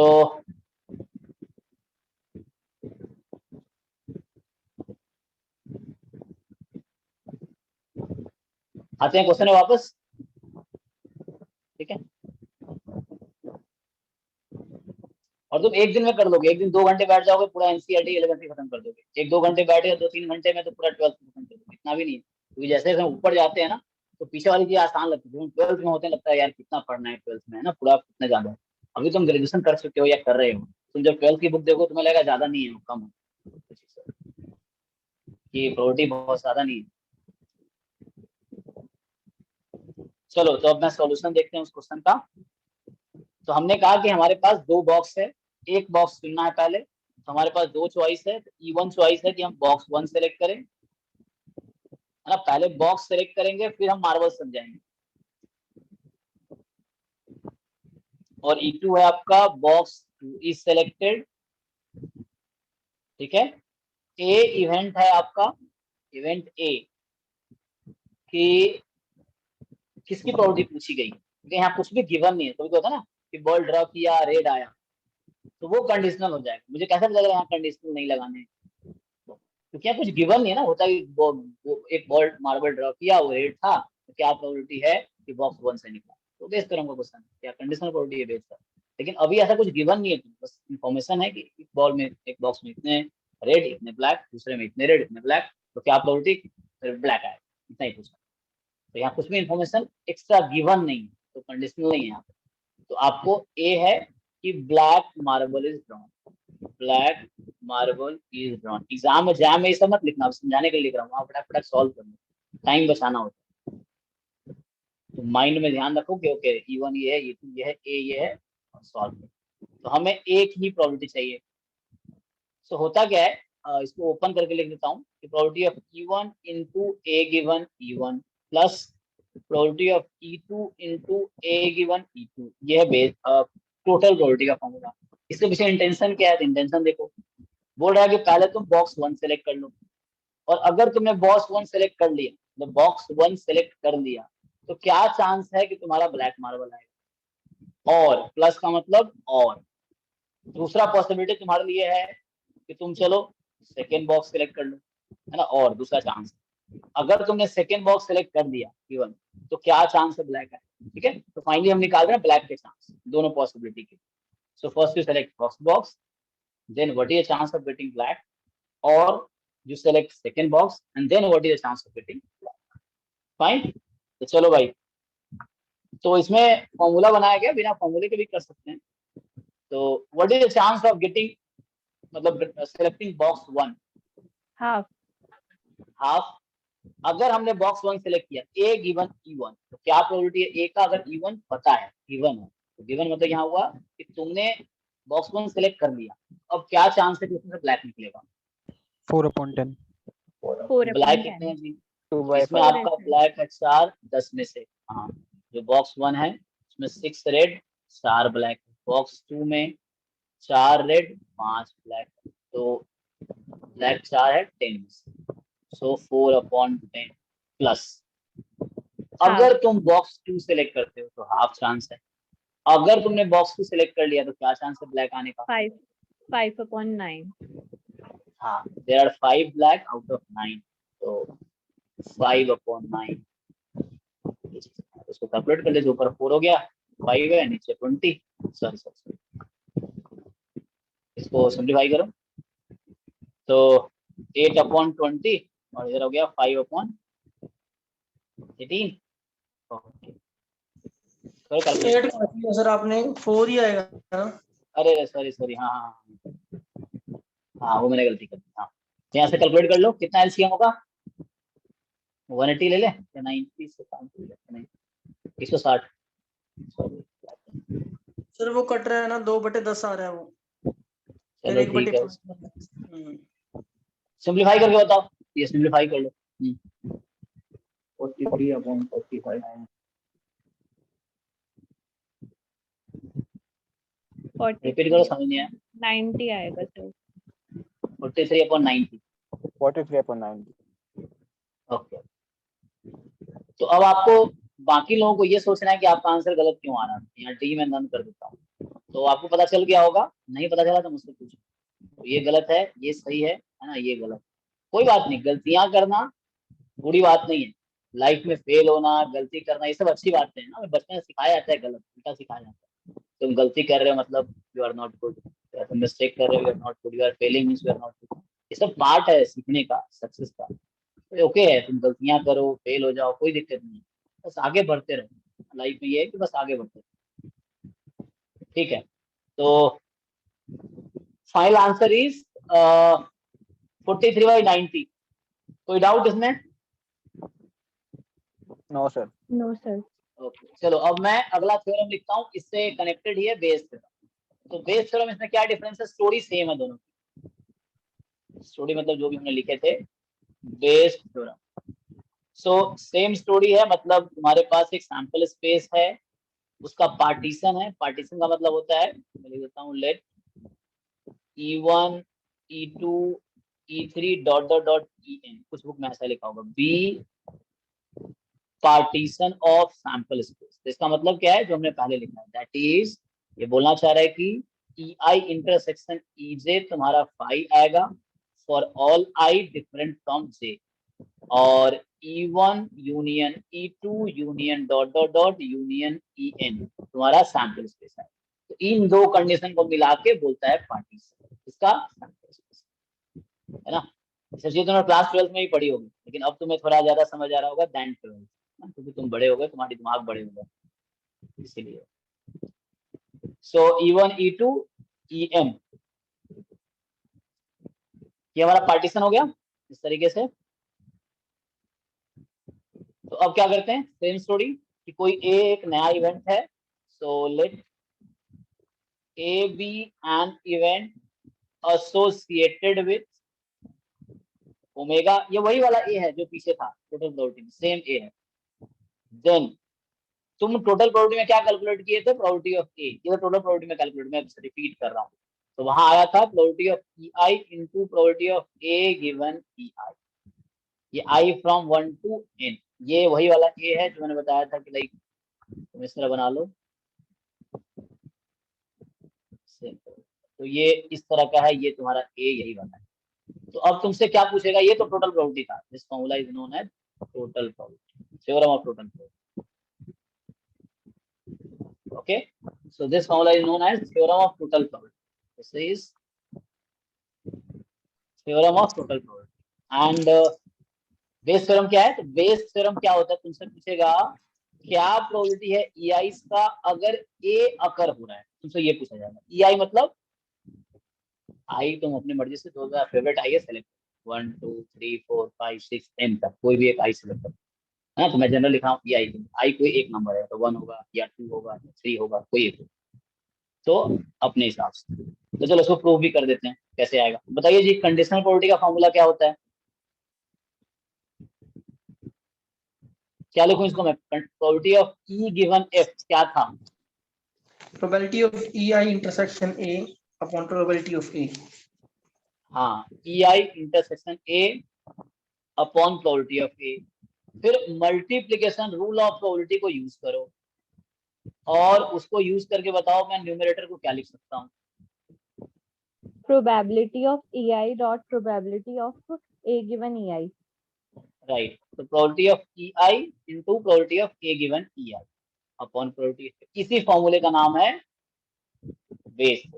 तो मैं थोड़ा ठीक से लिख देता हूँ, probability of EI upon A is equal to numerator, तो भाई ये I तुम सेलेक्ट कर लेना कौन सा वाला है, क्वेश्चन में पता चल जाएगा कौन सा वाला I है, जिसका पूछा होगा उसके हिसाब से। और A तुम चाहो तो ओपन करके इसको लिख लो। तो टोटल प्रोबेबिलिटी यूज होता है बेस, तो डिनोमिनेटर में जो क्वांटिटी है वो वही वाला PA है जो टोटल प्रोबेबिलिटी तुम काउंट कर रहे हो। सो यहाँ है summation probability of EI into probability of A given EI into है I from 1 to n। So this formula is known as Bayes theorem.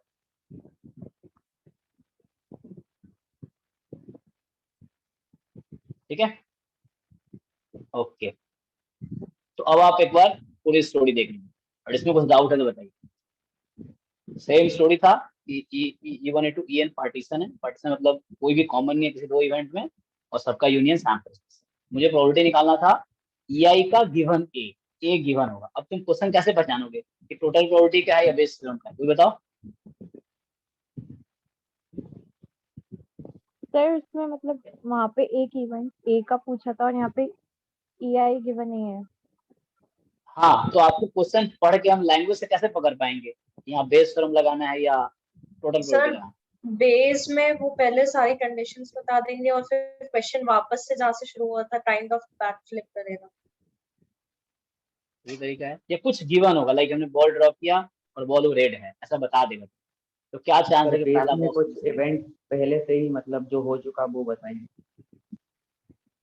हाँ मतलब वही बीच में फंक्शन देगा फिर वापस जहाँ से हुआ उससे बता देंगे, इस तरह पता चल जाए। देखो मैं क्वेश्चन लिखता हूँ उसमें पता चल जाएगा। तो मैं फिर से क्वेश्चन लिख रहा हूँ, थ्योरी जिनको लिखना है लिख लो, मैं थोड़ा वेट कर लेता हूँ, तुम्हें ये नोट करना है, just note it down.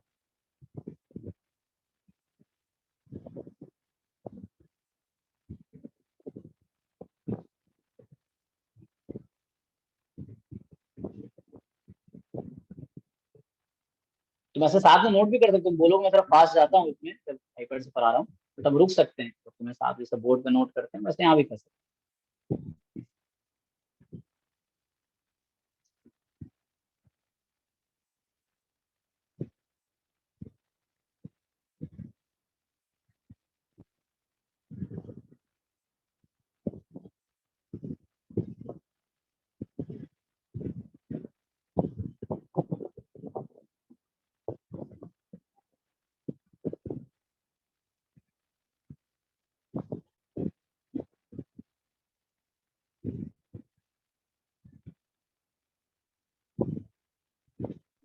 Sir कर लिया नोट। Yes Okay. सर, हो गया ना। तो अब क्या करते हैं, मैं क्वेश्चन लिखता हूँ, सेम क्वेश्चन लिखता हूँ, उसमें हम पूछेंगे। देखिए सो क्वेश्चन नंबर 2 क्या था कि बॉक्स 1 कंटेन्स कितने कितने थे 6 red and 4 black marbles. Box 2 contains, देख लो मैं सेम क्वेश्चन लिख रहा हूँ, गलत लिखो बताना। इसमें था 4 रेड, और 5। हाँ 5 ब्लैक मार्बल्स। ओके, तो हमने ये बोला कि 1 marble is drawn at random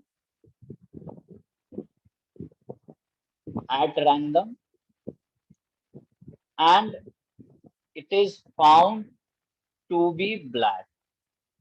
अब देखो ये जो गिवन चीज है, बता दिया, इंफॉर्मेशन दे दिया तुमने कि जो हमने मार्बल ड्रॉ किए वो मार्बल ब्लैक है, तो ये ए है, यहाँ गिवन है, तुम्हें बेस में क्वेश्चन होगा कि वो इंफॉर्मेशन गिवन होगा, और तुमसे जहां से स्टार्ट हो ये पूछेगा। क्या पूछेगा कि find the probability that it was taken from box 2। ये क्वेश्चन कि क्या चांस है बॉक्स ब्लैक तो आया, ब्लैक तो फर्स्ट बॉक्स में भी है, सेकंड बॉक्स में भी है, तो क्या चांस है जो ब्लैक मार्बल अभी निकला है तुम्हें बता दिया, तो वो फर्स्ट मतलब सेकंड बॉक्स से आया, इसके क्या चांस है, ट्राई करो, ये फॉर्मूला ऊपर है।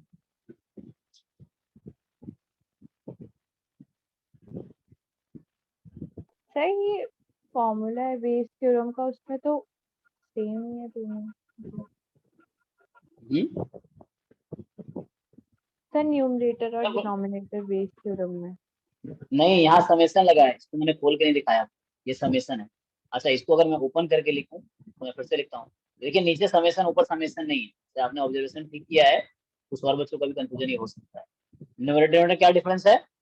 अच्छा यहाँ ना मैं चेंज कर देता हूँ वेरिएबल, मान लो इंडेक्स है जे, लिख दो ये जे है, और यहाँ समेशन जे पे चलता है 1 to n, या बेटर था एक, मैं यहाँ आई लिखने के बजाय मैं इसको थोड़ा सा वो चेंज करता हूँ, इंडेक्स, इस इंडेक्स को तुम के कर, तो के तुम्हारा कोई फेवरेट नंबर है 1 से n के बीच का, ठीक है, तो यहाँ के कर, तो अब न्यूमरेटर में के है और डिनोमिनेटर में आई, ये अलग अलग इंडेक्स।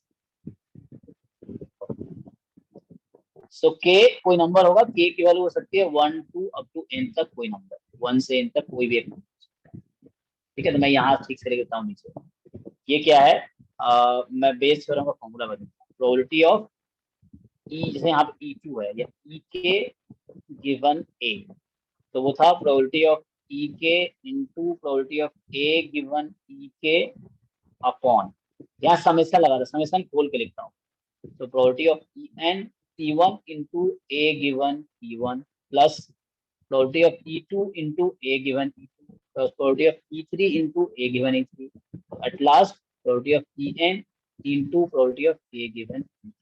तो ये था डिनोमिनेटर, देखो यहाँ पे समेशन लगा हुआ, जब समेशन खोलेंगे तो डिनोमिनेटर वैसा इस तरीके से। चलो भाई ट्राई। सर 25/43। चलिए पहला ऑप्शन है, यस सर 25/43। सबको यही आ रहा है, ओके।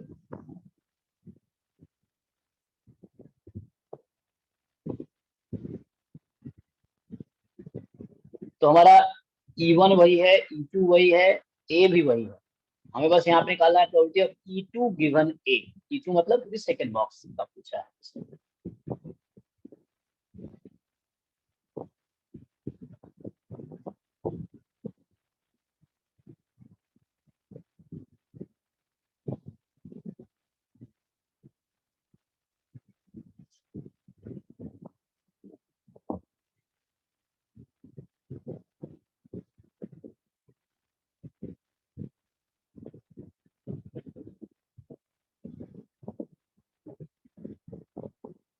करूँ मैं सॉल्व, तो ऑलमोस्ट लोगों ने ट्राई तो कर लिए होंगे, सो सेम तरीके से सॉल्व करेंगे।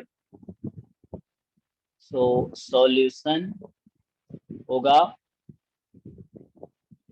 कि E1, तो box 1 is selected, E2 box 2 is selected. इस टॉपिक की तैयारी 11-12 की एनसीईआरटी से हो जाएगी, कुछ भी एक्स्ट्रा नहीं, ठीक है। ए मतलब 12th की एनसीईआरटी से, ये टॉपिक 12th में 13.3 एक्सरसाइज। सो ए है, हमें क्या गिवन था, black marble is drawn, the drawn marble is black. तुमसे पूछा है क्या चांस है कि सेकेंड बॉक्स सेलेक्ट हुआ होगा अगर तुम्हें बता रखा है कि ब्लैक मार्बल आया, ऐसा। तो फॉर्मूला पता है मुझे, probability of E2 into probability of A given E2 upon total probability. तो टोटल में probability of E1 into A given E1, total probability जो था वही A की probability, E2 into probability of A given E2। अब सब कुछ पता है आपको यहाँ पे, सो देखिए पुट करते हैं। सो अब क्या है कि E2 का प्रोबेबिलिटी क्या था जी? Sir half. हाफ 1/2. हाफ। हाँ, अगर आपने 5/9। सेकेंड बॉक्स सेलेक्ट किया तो क्या चांस है ब्लैक आएगा? तो हमारे पास सर 2 है। 5/9। हाँ okay, 4 red, 6 red, 6 red 5 4 black. यहाँ था आपका 4 रेड 5। हाँ बताइए कितना है? 5/9। ओके, होल अपॉन, अभी अपॉन इसे लिखता हूँ, प्रोबेबिलिटी ऑफ E1 कितना? हाफ। अगर आपने E1 पहला बॉक्स सिलेक्ट किया है तो क्या चांस है कि क्या? हाँ जी, अगर सर आपने 4 पहला upon 10। तो कितने ब्लैक आने के चांस है? 4/10 प्लस ऐसे ही हाफ इनटू सेम 5। ये सिंप्लीफाई कर लो इसको, ठीक है। तो ऊपर का 5/18 न्यूमरेटर में, डिनोमिनेटर में है 4/20 प्लस 5, इस तरह से। ओके, तो जैसे कि लोग बता रहे थे, मैं मान लेता हूँ ये आंसर करेक्ट है 25/50। किसी और का अलग आ रहा तो बताना। ओके, सो ये आपका हो गया सॉल्यूशन और ये आपको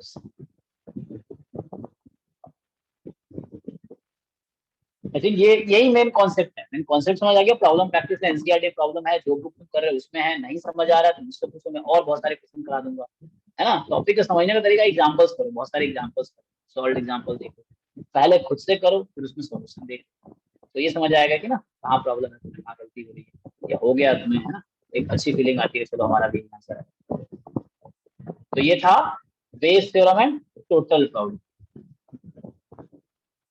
अब हमारा इस जैम के सिलेबस जो हम देख रहे थे, ये था ना। तो इसमें क्या है आपके पास, क्या टॉपिक रह गया? थ्योरी के हिसाब से क्वेश्चंस तो प्रैक्टिस करने पड़ेंगे, और हम भी कुछ एक क्लास में देखेंगे। थ्योरी के हिसाब से क्या रहेगा? हाँ बस ज्योमेट्रिक प्रॉब्लम, ज्योमेट्रिक बच गया। टाइम कितना रह गया तो आज खत्म कर सकते हैं ना, कोई टाइम है आधा घंटा का। चलो, तो ज्योमेट्रिक प्रॉपर्टी की भी थ्योरी कराते हैं, ठीक है। तब आते हैं ज्योमेट्रिक। थ्योरेटिकली खत्म हो जाएगा, फिर प्रॉब्लम तुम लोग प्रैक्टिस करो, क्योंकि एग्जाम तुम्हें देना है ना, प्रॉब्लम तुम्हें बहुत प्रैक्टिस करनी पड़ेगी। नहीं हो रहा है तो मुझसे पूछो, इससे बाकी लोगों की भी तैयारी हो जाएगी। जब तुम डाउट पूछोगे तो मैं तो कुछ करा ही दूंगा थ्योरी के साथ एक दो। ज्योमेट्रिक प्रॉपर्टी गुप्ता कपूर में भी है, एक अलग से टॉपिक है, उसमें बहुत एडवांस लगता है, लेकिन करना चाहिए। और मल्टीवेरिएट के साथ हमने मिक्स किया सर, ठीक है।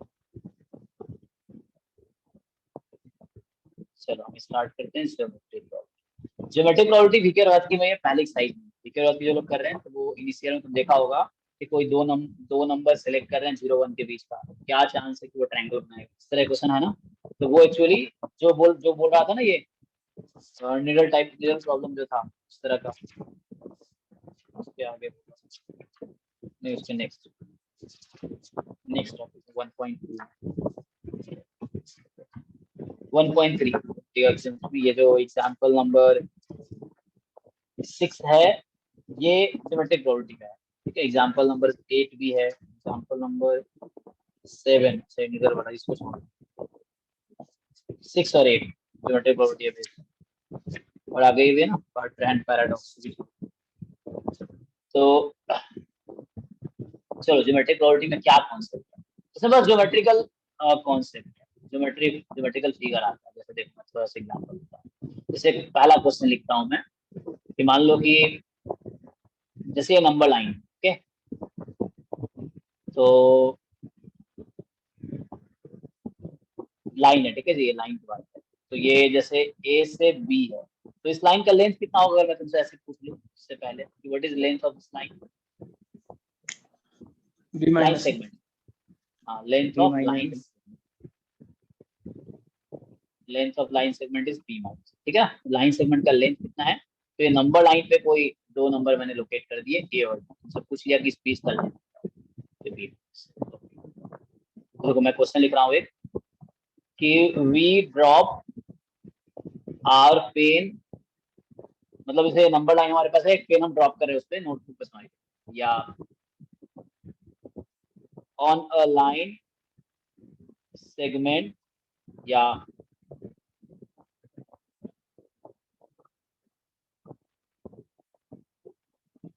हाँ ठीक है,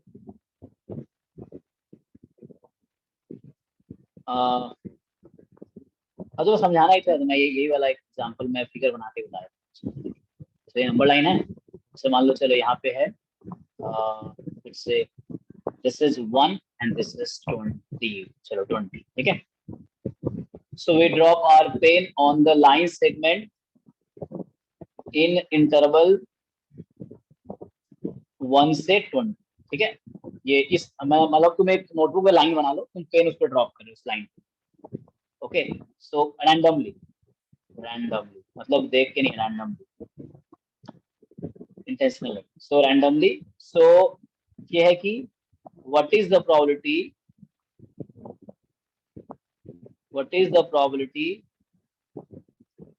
that pen will drop in interval 5 to 10, जैसे ये क्वेश्चन, ठीक है। तो यहाँ 5 to 10 ही रहा होगा कहीं पे, तो क्या चांस है कि तुम्हारा पेन इस बीच में ड्रॉप हो, रैंडमली तुम ड्रॉप करो, ठीक है। तो क्या चांस है, तो how will you tackle this question. तो सॉल्यूशन में क्या है, यहाँ सैंपल स्पेस क्या है हमारा, सर 1 to सर सैंपल 20 है पे सर। हाँ 1 to 20 का 1 interval। to और इवेंट क्या है हमारा 5 से 5 to 10। 10 अब यहाँ लाइन की बात हुई, तो लाइन का मेजर क्या होता है, लाइन में तुम क्या मेजर कर सकते हो, लेंथ लेंथ, हाँ। तो जब हम, जैसे तुम डिस्क्रीट से क्या करते थे हम बचपन में, तुम लोग, ये एक्चुअली क्लासिकल डेफिनेशन में वैसी है। क्लासिकल डेफिनेशन में क्या होता था कि मैं अगर रिमार्क में बात करूँ, देखो कि ऐसा होता था, ओमेगा अगर ऐसा है 1 to up to n, है ना, और ई तुम्हारा है मान लो 1 से लेके k तक, या ऐसा बोलो कि number of element in sample space is n, number of element in event e is k, just for example. तो what is probability of e, तो क्लासिकल डेफिनेशन के हिसाब से, या जो बोलते हैं उसको रिलेटिव जो फ्रीक्वेंसी वाला है, so number of element in e upon number of element k in by s, n है ना। सो ये k अपॉन n इस तरह से, जहाँ k less than n obviously. तो दूसरे केस में क्या है, जैसे मान लो कहीं पे लाइन देखो, लाइन वाला कॉन्सेप्ट है, तो ऑब्वियसली जब लाइन वाला कॉन्सेप्ट है कि ओमेगा, ठीक है, ओमेगा अगर कोई लाइन सेगमेंट, ठीक है, और ई क्या है, वो भी एक लाइन सेगमेंट है जो उससे छोटा है, ठीक है ना, लाइन सेगमेंट है ये भी, बट ये लेस होगा देन ओमेगा। ऑब्वियसली इवेंट का मतलब तुम्हें पता है कि ई सबसेट होगा, हमें डेफिनेशन से। सो लाइन सेगमेंट है ये भी।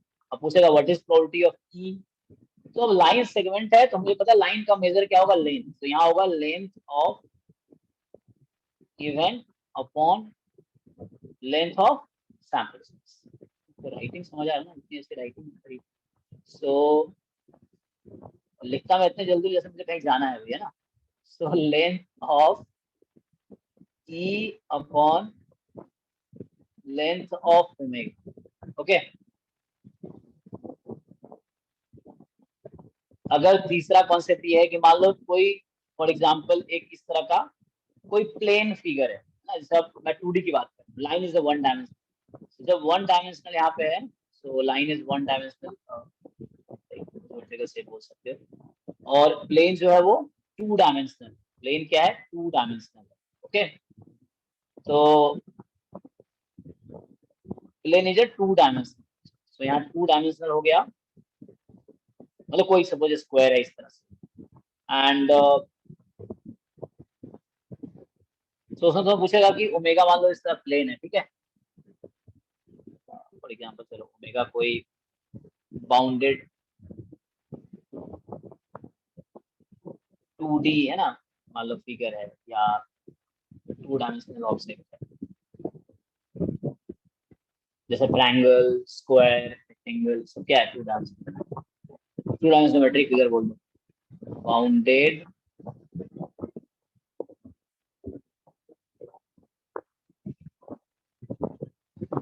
2 डायमेंशनल फिगर, ठीक है। ऐसे ई भी है, कोई बाउंडेड 2 डायमेंशनल ई इवेंट है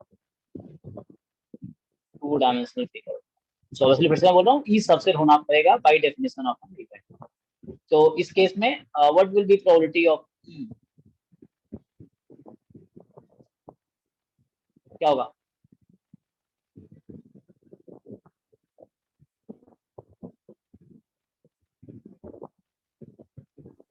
area of E by area of omega.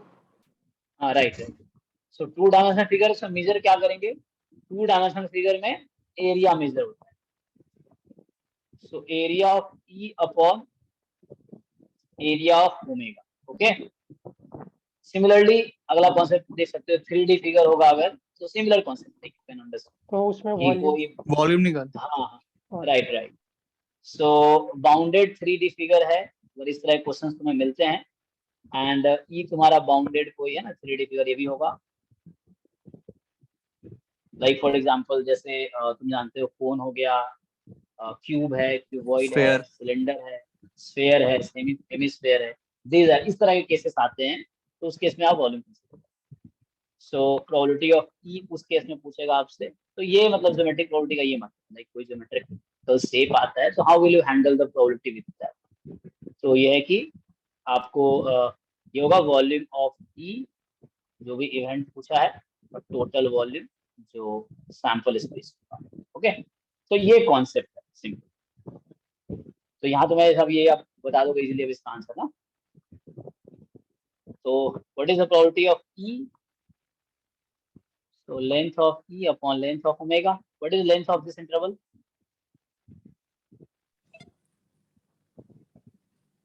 E event का लेंथ क्या है? सबको नींद आ गया। 5 यूनिट 5 यूनिट और अपॉन सैंपल स्पेस का लेंथ क्या है? 19 19 है ना, 19। तो ये आपका हो गया। Okay,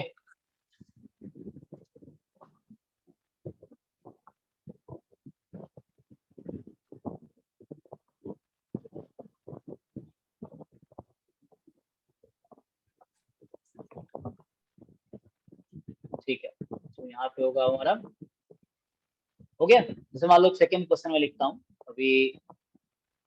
so the question number 2 is कि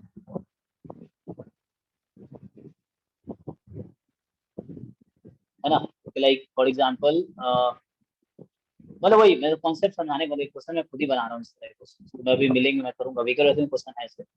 सो like suppose a pen is drop है ना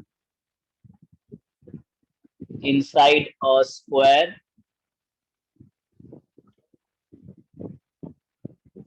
जिसमें फिगर बना कर इस तरह से मान लो ये एक्स एक्सिस है और ये वाला आपका वाई एक्सिस, ये आपका चलो स्क्वायर देता हूँ 0, हाँ चलो 5, ये भी 5 है, दिस पॉइंट इज 5, जस्ट समझने के। सो अ पेन इज ड्रॉप इन है ना, जैसे आप तुम बुक में देखोगे इस तरह क्वेश्चन क्या होता है, कोई प्लेन उड़ रहा है या कुछ ऐसा है उसमें ड्रॉप हुआ ऐसा कुछ से कॉन्सेप्ट रिलेट करते हैं। लैंडिंग का इतना एरिया है तो क्या चांस है उसमें लैंड करेगा, इस तरह से है ना।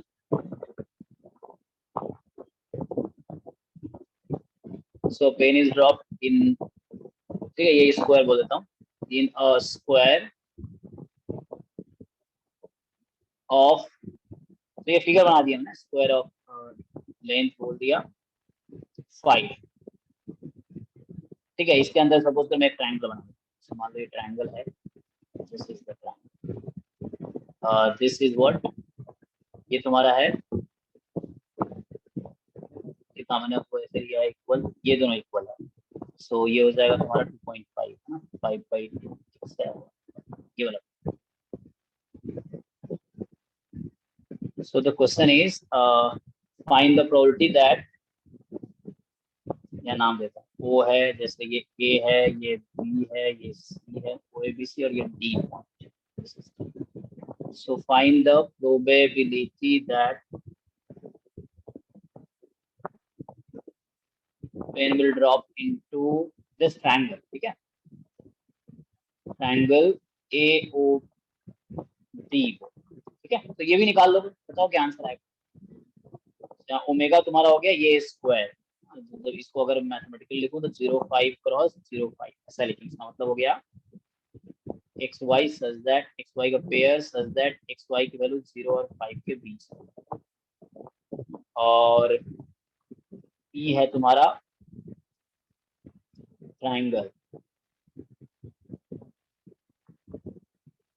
ये है तुम्हारा ट्राइंगल, मतलब वो जो बनाया, बताओ what is probability of E.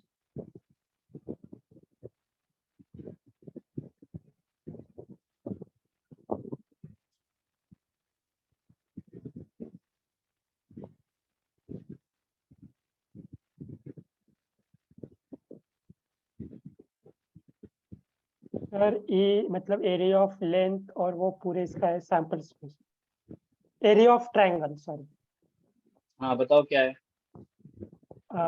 Half into 25/2.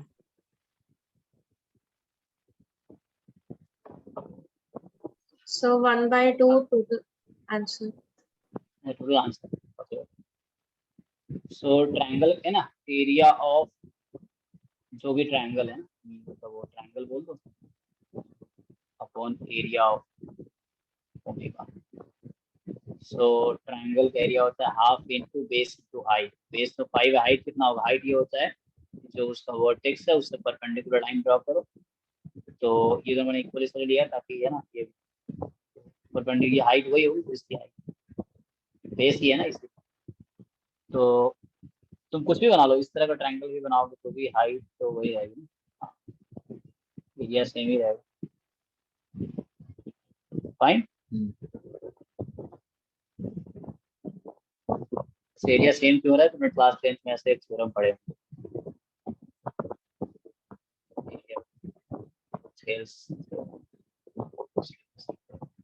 Okay. मैं बोल रहा हूँ कोई भी ट्रायंगल लेता मैं तो एरिया सेम ही आता है, मेरा दो पैरेलल लाइन के बीच तो एक अगर बेस है, anyway, so half into base into height upon height is also 5 upon आपका एरिया ऑफ, ठीक है answer half.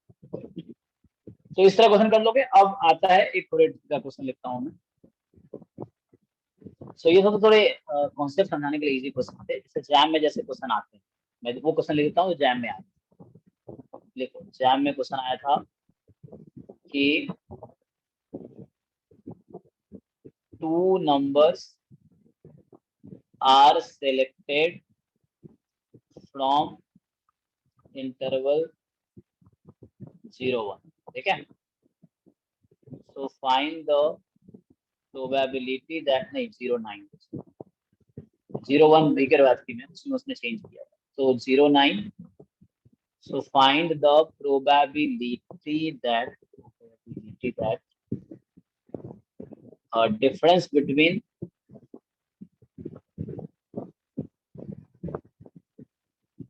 both number is less than 3। ये जैम का आया हुआ है, आई थिंक ये देखना पड़ेगा किसका। 2 numbers are selected from interval 0-9, 0-9 में तुमने दो नंबर कोई भी उठा लिया। अब पूछ रहा है क्या प्रोबेबिलिटी है कि दोनों के बीच का डिफरेंस 3 से कम रहेगा। तुम लोग पहले ट्राई, और ये इतना इजी नहीं जितना हमने अभी तक किया है, तुम जरा सोच सकते हो।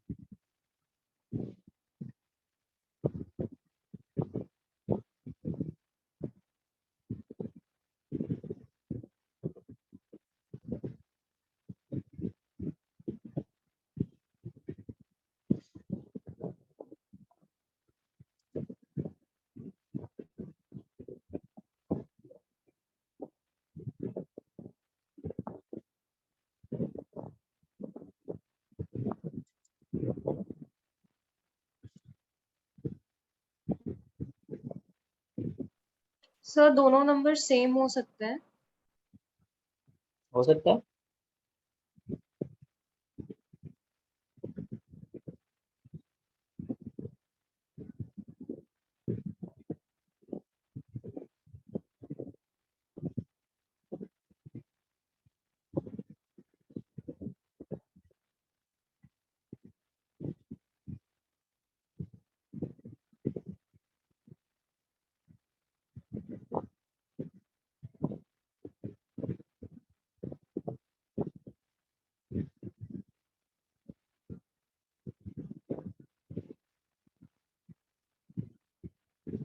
सर 7/9।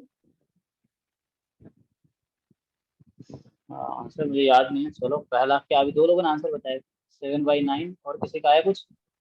सर 4/9। ओके 4/9, और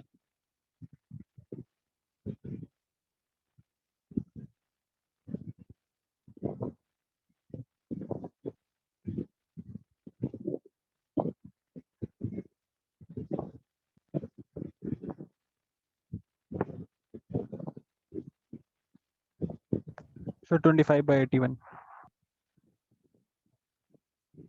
25/81, और जी?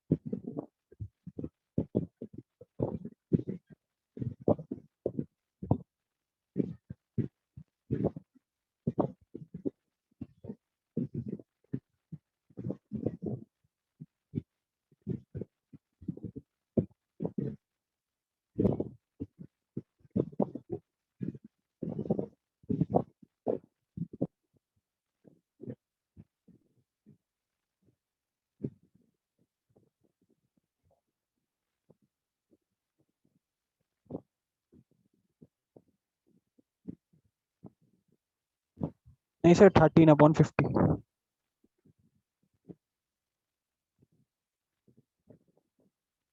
13/50। टाइम भी खत्म हो रहा है ना, मुझे स्कूल पढ़ना चाहिए। चलो, तो इसके साथ आज थ्योरेटिकली सिलेबस खत्म हो जाएगा। तो नेक्स्ट क्लास में तुम भी जब आओगे तो ये जो भी टॉपिक है सिलेबस में देखो, जो बुक तुम कर रहे हो, एक बुक प्राइमरी तुम सेट कर लो, primary secondary third secondary type ऐसे, है ना। तुम्हारा फर्स्ट चॉइस कौन सी बुक है उसको पहले करो, फिर टाइम मिले दूसरा वाला, फिर टाइम मिले तीसरा वाला, टाइम मिले चौथा वाला, है ना। एक बुक कर लिए, फिर प्रीवियस ईयर क्वेश्चन कर लो, अगर हो जा रहा है मतलब ठीक ठाक तुम्हारे लेवल, है ना। अभी बेस्ट वही है syllabus, previous year paper, syllabus के हिसाब से टॉपिक सेलेक्ट करो। कोई बुक तुम्हें ये नहीं बताएगा इस बुक से आने वाले, ऐसा कोई मत सोचना कि इस बुक से कर लेंगे यही क्वेश्चन आना, ऐसा कुछ नहीं होना। तुम्हें अपनी समझ डेवलप करनी है कि जब क्वेश्चन आए तो तुम सॉल्व कर दो बिना देखे, इतनी समझ डेवलप करनी है उस चैप्टर को लेकर। ओके ठीक है। डी कुछ और बता रहा था कोई? नहीं तो ना, चलो करते हैं।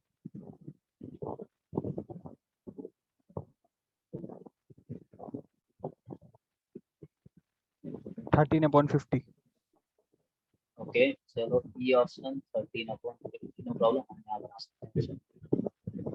तो ये थोड़ा सा डिफरेंट है, ये लाइक इस टाइप का नहीं जो हमने अभी तक की, ठीक है। तो इससे तुम्हें एक और नया आइडिया मिलेगा सही तरह क्वेश्चन ऐसे सॉल्व करना, ठीक है। अभी ऐसे क्वेश्चन नेक्स्ट क्लास में आएगा आपको, ये तो जो लोग वीकर ऑफिस करेंगे उसमें है, गुप्ता कपूर में भी है टॉपिक, साहू में आई थिंक डायरेक्टली ये टॉपिक नहीं है, डायरेक्टली तुम्हें नहीं मिलेगा डायरेक्टली।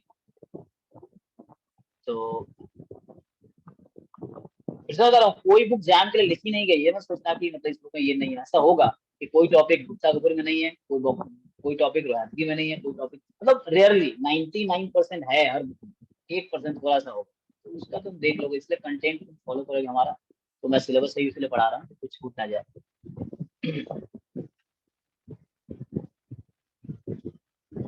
ओके, तो करते हैं। तो क्या बोला हमें, 2 नंबर सेल, चलो एक्स वाई ले लेते हैं। So let x and y are 2 numbers from 0 to 9 का इंटरवल, लाइक ऐसा है, ये 0 है, ये 9। हमने 2 नंबर सेलेक्ट कर लिए x y, वो कहीं भी हो सकता है। तो क्वेश्चन ये है कि वह कि difference between both number is less than 3। तो पहले तो मुझे ये समझाओ इस टर्म का क्या मतलब हुआ, difference between x and y, इस नंबर का क्या मतलब मैथमेटिकली? सर लेंथ y हाँ, minus तो x. मैथमेटिकली क्या लिखूं? हाँ, y माइनस एक्स। तुम्हें कैसे पता y ज्यादा है x? ऐसा भी तो कर सकता था, यहाँ y और यहाँ x भी हो सकता है, वो 0 से 9 में x कहीं भी जा सकता है, और y भी 0 से 9 में, तुम्हें कैसे पता कौन सा ज्यादा कौन सा कम?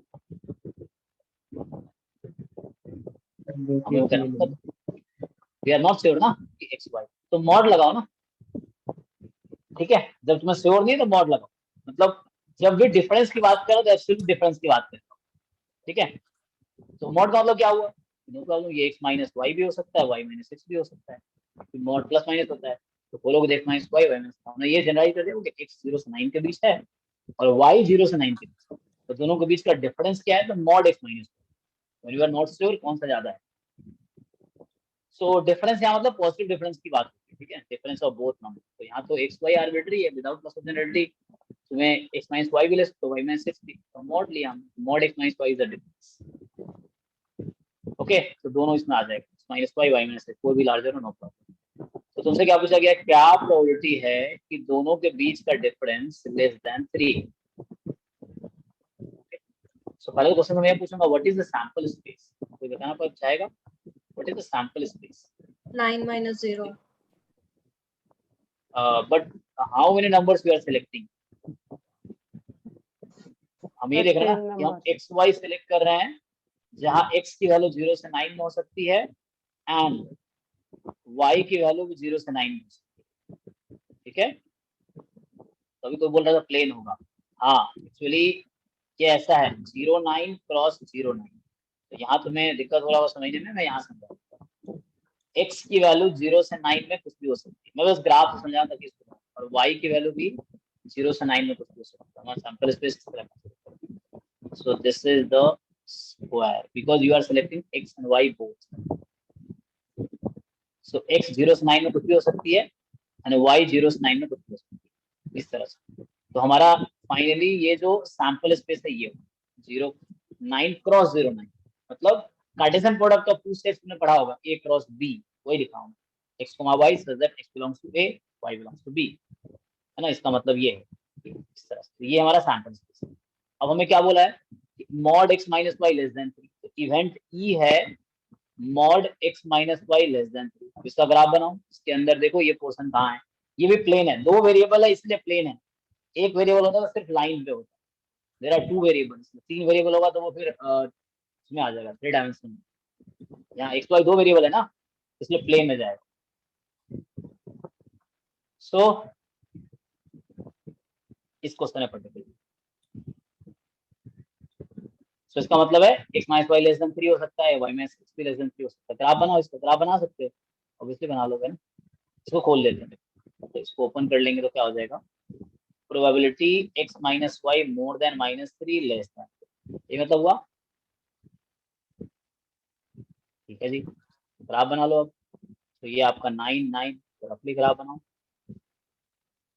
और तुम्हें 2 लाइन बनानी है ना। जब भी इनइक्वालिटी का ग्राफ बनाना होता है पहले हम इक्वालिटी का ग्राफ बनाते हैं, तो मुझे अगर इसका ग्राफ चाहिए था, इसका मतलब हो गया ई को दूसरे तरह से लिखोगे x minus y more than minus 3 less than, so this is something like कि x minus y is 3 and x minus y is minus. मैंने क्या किया, जहां भी इनइक्वालिटी हो वहां इक्वलिटी, तो तुमने क्लास 11th या 12th में पढ़ा होगा लीनियर इनइक्वालिटीज 11th में, और linear programming problem class 12th में, उसमें तुमने ऐसे ग्राफ ड्रॉ किए, तुम्हें पता होगा कि जहां इनइक्वालिटी होता है वो एक रीजन को रिप्रेजेंट करता है, पूरा रीजन।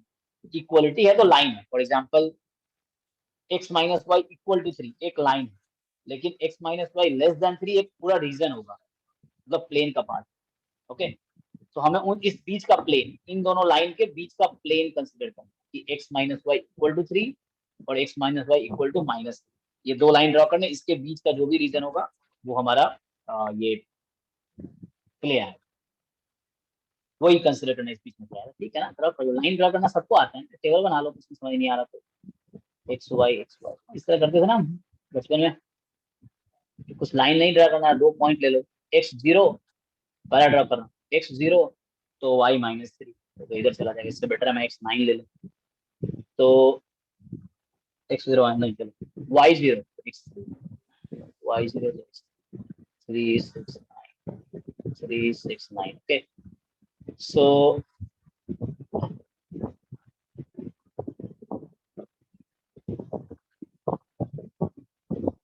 लाइक x जब 0 है तो y माइनस 3 है, तो x जब 3 है एंड y 0 है, सेटिस्फाई, एक पॉइंट ये होगा। और x जब तुम्हारा 6 है, y 3, x 6 है, y 6, या x जब 9 है, y 6, 2 पॉइंट काफी, लाइन ड्रॉ करना तो 3 पॉइंट ले सकते, ये वाला, ये पॉइंट लाइन पे है, ये पॉइंट लाइन पे, x3 y0, x6 y3, x9 y 6, okay. दूसरी line x minus y minus 3, तो इसको तुम ठीक से लिखो, भी लिख सकते ना, y minus x equal to 3, इसका ड्रॉ करो। तो जब y3x0 ये वाला point,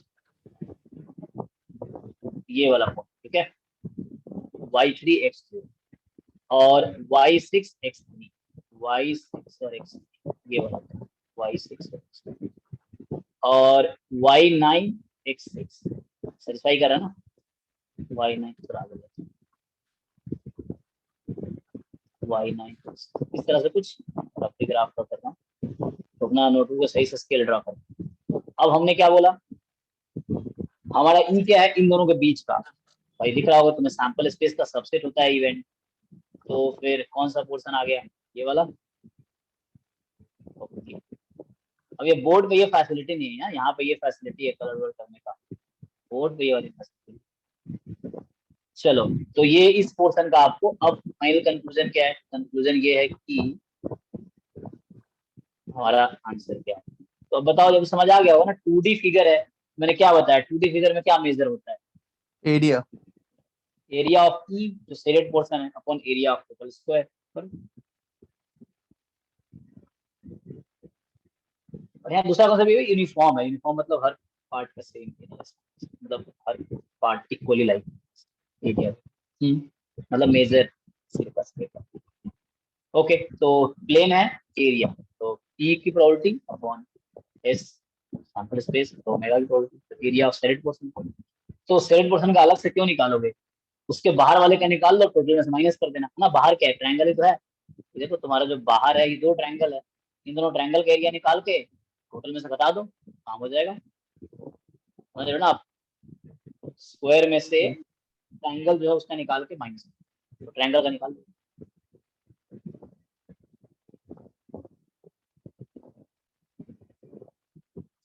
So probability of E, okay, so area of shaded region upon area of square।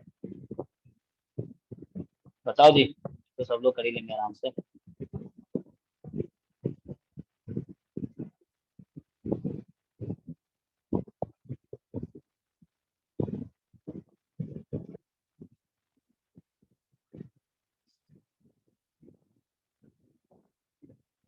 Time लगेगा, स्क्वायर का एरिया कितना है, स्क्वायर का एरिया कितना है जी, सबको नींद आ रही है। 81 81 ओके, और शेडेड पोर्शन का एरिया, ट्रायंगल है, राइट एंगल ट्रायंगल, इसका बेस 6 है और हाइट भी 6 है, ट्रायंगल का एरिया कितना हो जाता है, half into base into height, है ना, क्योंकि ये 9 है यहाँ पे, तो कितने 0 है y पे, 36 हाँ 36 आपका टोटल एरिया आ गया दोनों ट्रायंगल का मिला के, यही ना। Yes sir. Yes sir. तो 81 में 36 माइनस कर दो आप, 45। सो आंसर आ गया 45/81। कटेगा अभी क्या, काट लो, 15 3 45 और 27 27 है ना, सो फिर 3 से काट दो ना इससे, तो 5 9 3 by जा 5 15, उल्टा हो गया 5/9 5 by 9 सॉरी 5/9 सर। तो कोई ऑप्शन नहीं था, कोई बात नहीं, एक ऑप्शन हो गया 5/9। तो कोई बात नहीं, तुमने जब ट्राई किया तुम्हें बहुत सारे डायमेंशन सोचे, गलत हो गया, कोई बात नहीं, यहाँ एक नया तुम्हें डायमेंशन समझ आया, अच्छा इस तरह क्वेश्चन को ऐसे करो। वीकर वर्क में ऐसे क्वेश्चन हैं, एग्जाम्पल भी है एक्सरसाइज।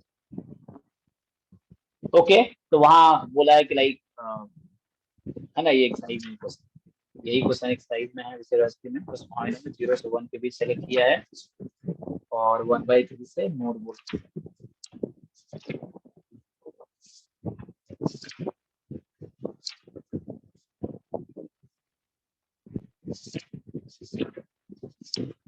हाँ देखना इसमें मिल जाएगा, हाँ 2 numbers are chosen at random from unit length more than 1/4 बोला है। तो ये सेम क्वेश्चन वहाँ है, मतलब सिंगल कॉन्सेप्ट, नंबर बदल दिए, 0 1 यहाँ पे उसने 0 9 इस प्रीवियस ईयर में, वहाँ 0 1, तो उनका आइडिया उन्होंने यही से लिया होगा, क्वेश्चन आ गया। ओके, टाइम भी हो गया है, तो हमने एक बार सिलेबस फिर से दिखा देता हूँ, 2-4 मिनट बचा है तो। ओके, तो हमने ये पहला वाला टॉपिक जो है प्रोबेबिलिटी नाम का, उसको हमने कवर कर लिया। ओके, तो मैं एक बार तुम्हें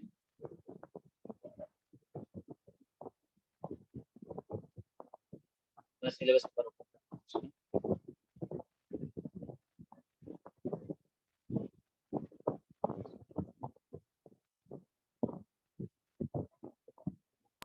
सर ये सिलेबस 2023 एग्जाम का है क्या? नहीं, 23 का तो आएगा अभी जब नोटिफिकेशन आएगा, ये आईडी 22 वाला गॉड है। उसमें हाँ, कुछ चेंज होगा ये या क्योंकि यही रहेगा लगभग? कुछ भी प्रेडिक्ट नहीं कर सकते, क्योंकि ये जब सिलेबस आया था बहुत कुछ चेंज हो गया था। पहली बात, जैसे 2021 में जो एग्जाम हुए थे, वहाँ मैथमेटिक्स पोर्शन 40% आता था, अब से पहले 22 से यस पहले यस सर। 22 में क्या कर दिया, 30% कर दिया। ओके, उसके बाद सिलेबस तुम 2021 की वेबसाइट पे जाकर देखो, ये 2022 के वेबसाइट पे सिलेबस, ये दिख रहा है ना ऊपर कॉर्नर पे, तो सर थोड़ा सा हमको सिलेबस फॉलो छोटा है इसमें 2021 सिलेबस कब तक आ हाँ जाएगा? ये नोटिफिकेशन जब आएगा आपका, नोटिफिकेशन वही अगस्त में आ जाएगा। आईआईटी गुवाहाटी का। हाँ, गुवाहाटी इस बार कंडक्ट करा है ना। यस तो सर। जैसे ये वेबसाइट है jam.iitroorkee.ac.in, दिख रहा होगा ऊपर वेबसाइट, यस वैसे यस अब साइट होगा jam.iitguwahati.ac.in, ऐसा होगा। तो जैम 2022 के नाम, 2023 के नाम से वेबसाइट बन रहा होगा अभी, तो वो आएगा, वो नोटिफिकेशन आएगा फॉर्म का, तब वेबसाइट पे तब उसका न्यू सिलेबस है। ये 22 का सिलेबस हम फॉलो कर, 21 में और कम सिलेबस था, 22 में ऐड हुआ, ये थोड़ा एक्सटेंडेड कर दिया, कुछ टॉपिक है ना इन्होंने हटा दिए, जैसे लीनियर ट्रांसफॉर्मेशन, इसमें देखो हटा रखा है, नहीं है ना, लीनियर ट्रांसफॉर्मेशन हटा दिए, पहले लीनियर ट्रांसफॉर्मेशन था, अब नहीं है इस बार, देखो लीनियर ट्रांसफॉर्मेशन हटा दिया। तो इस तरह से टॉपिक हर बार वो चेंज होता रहता है, तो कुछ कह नहीं रिड्यूस सकते हो गया new मैथ्स आएगा। है ना सर। हाँ, मैथ का पोर्शन रिड्यूस हो गया, मैथ 30% आएगा इसमें, मतलब Yes. 22 में आया था, और 70% पोर्शन स्टैट्स का पोर्शन है, मतलब 100 में 70 मार्क्स का स्टैट्स रहेगा, 30 मार्क्स मैथ रहेगा, ये 22 में। 23 में भी देखते हैं, सेम रखते हैं, कभी कभी लोग सेम भी रखते हैं, हो सकता है चेंज भी करते हैं, कुछ भी हो सकता है। ओके, तो हमारे हिसाब से हमने एलिमेंट्री प्रोबेबिलिटी वाले टॉपिक खत्म कर लिए, तो थ्योरेटिकली ठीक है, फर्स्ट पोर्शन जो है प्रोबेबिलिटी लिखा है उन्होंने, मतलब बेसिक प्रोबेबिलिटी बोलते हैं इसको। सो प्रोबेबिलिटी पोर्शन जो है ये फिनिश हो गया, इसको मैं बोलूंगा एलिमेंट्री या बेसिक प्रोबेबिलिटी। मैं एक असाइनमेंट भेज दूंगा आज, इसमें मोस्टली क्वेश्चन बेसिक के हैं, लेकिन कुछ रैंडम वेरिएबल कभी गलती से आ गया हूँ, या तुम खुद भी एग्जाम के प्रीवियस ईयर सेलेक्ट कर सकते हो, कोई अगर मेहनत करना चाहो तो हर साल का पेपर उठाओ और स्क्रीनशॉट ले लेके एक पीडीएफ बना लो, या स्कैनर से स्कैन कर करके तुम बना के ग्रुप में शेयर कर सकते हो, तो तुम सॉल्व भी कर लो साथ में और पीडीएफ बनाते जाओ, फिर एक साथ भेज के सॉल्व करके नेक्स्ट डाउट कर लेंगे। मतलब 2005 से 2022 तक के पेपर में पेपर मैंने मर्ज करके भेजा हुआ है, उसमें तुम देखो कौन सा क्वेश्चन लगता है तुम्हें सिलेबस के हिसाब से एलिमेंट्री प्रोबेबिलिटी का, उसको स्कैन कर करके एक पीडीएफ बना दो फॉर्म में, उसको ग्रुप में भेज दो। जैसे मैंने बना रखा है, कुछ गलती से रैंडम वेरिएबल का भी ऐड कर रखा है, वो मैं शेयर कर दूंगा। ओके, तो मिलते हैं नेक्स्ट क्लास में। सो नेक्स्ट क्लास क्या होगा, प्रॉब्लम क्लास होगा इसमें। तुम होमवर्क ओके, होमवर्क में लिख देता हूँ स्पेशली। सो जब नेक्स्ट टाइम आओगे तुम इसको सॉल्व करना, एक नोटबुक बना लो और तुम ऑनेस्टली करो, इसलिए नहीं करो कि मैं बोल रहा हूँ, इसलिए करो कि तुम्हें एग्जाम निकालना। तो होमवर्क चैप्टर 1 एंड चैप्टर 2 है ना, किसका, प्रसन्ना साहू, ये सिलेबस के हिसाब से ये खत्म हो गया। और भीके रवाती से जो लोग कर रहे हैं तो उसमें चैप्टर 1 खत्म हो गया है। चैप्टर 1 पूरा यही है, तो पूरा चैप्टर 1 में ये क्वेश्चन कंप्लीट हो गया। चैप्टर 2 उसका रैंडम, तो चैप्टर 1 कंप्लीट कर लेना भीके रवाती से, एक ही चैप्टर में पूरा इसको पार्ट करें, 1.1 1.1 सेक्शन डिवाइड करना है। सो चैप्टर 1 भीके रवाती, गुप्ता कपूर वाले देख के बता सकते हो क्योंकि उसमें एडिशन का भी थोड़ा अलग है और थोड़ा देखने का तरीका उनका मुझे इतना समझ नहीं आया, क्योंकि जैम के सिलेबस के साथ होता है। सर तो ये करो। हाँ सर, जैसे एग्जाम के हिसाब से तो सिलेबस प्रोबेबिलिटी का खत्म हो गया, बट गेट के हिसाब से अभी 5-6 टॉपिक्स हमारे वाले सिलेबस में अलग है और है, मतलब इसके ओके, अलावा हम जैसे गेट देख लेते हैं। हाँ, probability mass function, density function और इनइक्वालिटीज है, चेबीशेव, मार्कोव, जेंसन और मोमेंट जनरेटिंग फंक्शन, ये 6 टॉपिक अलग है। ये सब आप बोल रहे हैं यहाँ पे, अब देखिए नेक्स्ट पोर्शन, यहाँ इन्होंने अलग से लिख रखा है, यूनिवेरिएट डिस्ट्रीब्यूशन दिख रहा है आपको? जी जी, इसमें देखिए PMF, PDF, CDF, moment genetic function, bottom पे देखिए चेबीशेव इनइक्वालिटी, मतलब इस पोर्शन के बॉटम पे, ठीक है सर, ठीक ठीक है ना। तो ये अभी जब ये टॉपिक करेंगे हो जाएगा। ऐसे कुछ टॉपिक है एक्स्ट्रा, तो वो आपको हम जैम का सिलेबस होने के बाद एक्स्ट्रा क्लास लेकर आएंगे अगर कुछ रह यस गया, ठीक है सर। फिर प्रीवियस ईयर भी कर लेंगे। और मैं जैम वाले लोगों को भी एडवाइस देता हूँ, जब तुम फॉर्म भरना तो गेट का भी फॉर्म भरना, क्योंकि जैम की तैयारी पे तुम्हारा गेट भी होता है। वरना क्या होता है, बाद में अभी नॉलेज अपडेटेड रहेगा ना, पढ़ रहे हो तुम, तो गेट भी निकल जाएगा। वरना क्या होगा, फिर वो छूट जाता है, फिर बाद में गेट निकालना मुश्किल होता है, एमएससी के बाद सब भूल जाओगे। तो इसलिए अभी जैम के साथ ही गेट दे देना, मतलब ऐसे ही दे देना बस, इसका कोई बेनिफिट क्या नुकसान फायदा मत सोचो। जैम में 2 पेपर अलाउड है, मैथ्स स्टैट्स दोनों देना, स्टैट्स में दोनों पेपर अलाउड है, मैथ्स स्टैट्स दोनों देना, चाहे क्वालिफाई हो ना हो, क्या ही जाके एग्जाम हो। जैम का तैयारी करके देना, गेट का जैम की तैयारी का गेट पूछा है, गेट जैम का कॉमन सिलेबस है, गेट का थोड़ा ज्यादा। ओके, तो आज के लिए इतना ही रखते हैं। Thank you so much. Homework आप कर लीजिएगा, प्रीवियस ईयर क्वेश्चन भी ट्राई कर लेना आप लोग, इस टॉपिक पे है। नेक्स्ट क्लास में सिर्फ डाउट करेंगे, प्रीवियस ईयर क्वेश्चन करेंगे, तो क्वेश्चन ही होगा नेक्स्ट क्लास में इस टॉपिक पे, जो ये प्रोबेबिलिटी क्वेश्चन जैम का है उस टॉपिक पे जितने क्वेश्चंस डाउट होंगे वो करेंगे, तो प्रीवियस ईयर क्वेश्चन करेंगे। ओके, चलिए ठीक है, थैंक यू सर। मिलते हैं next class. Good night. Good night sir.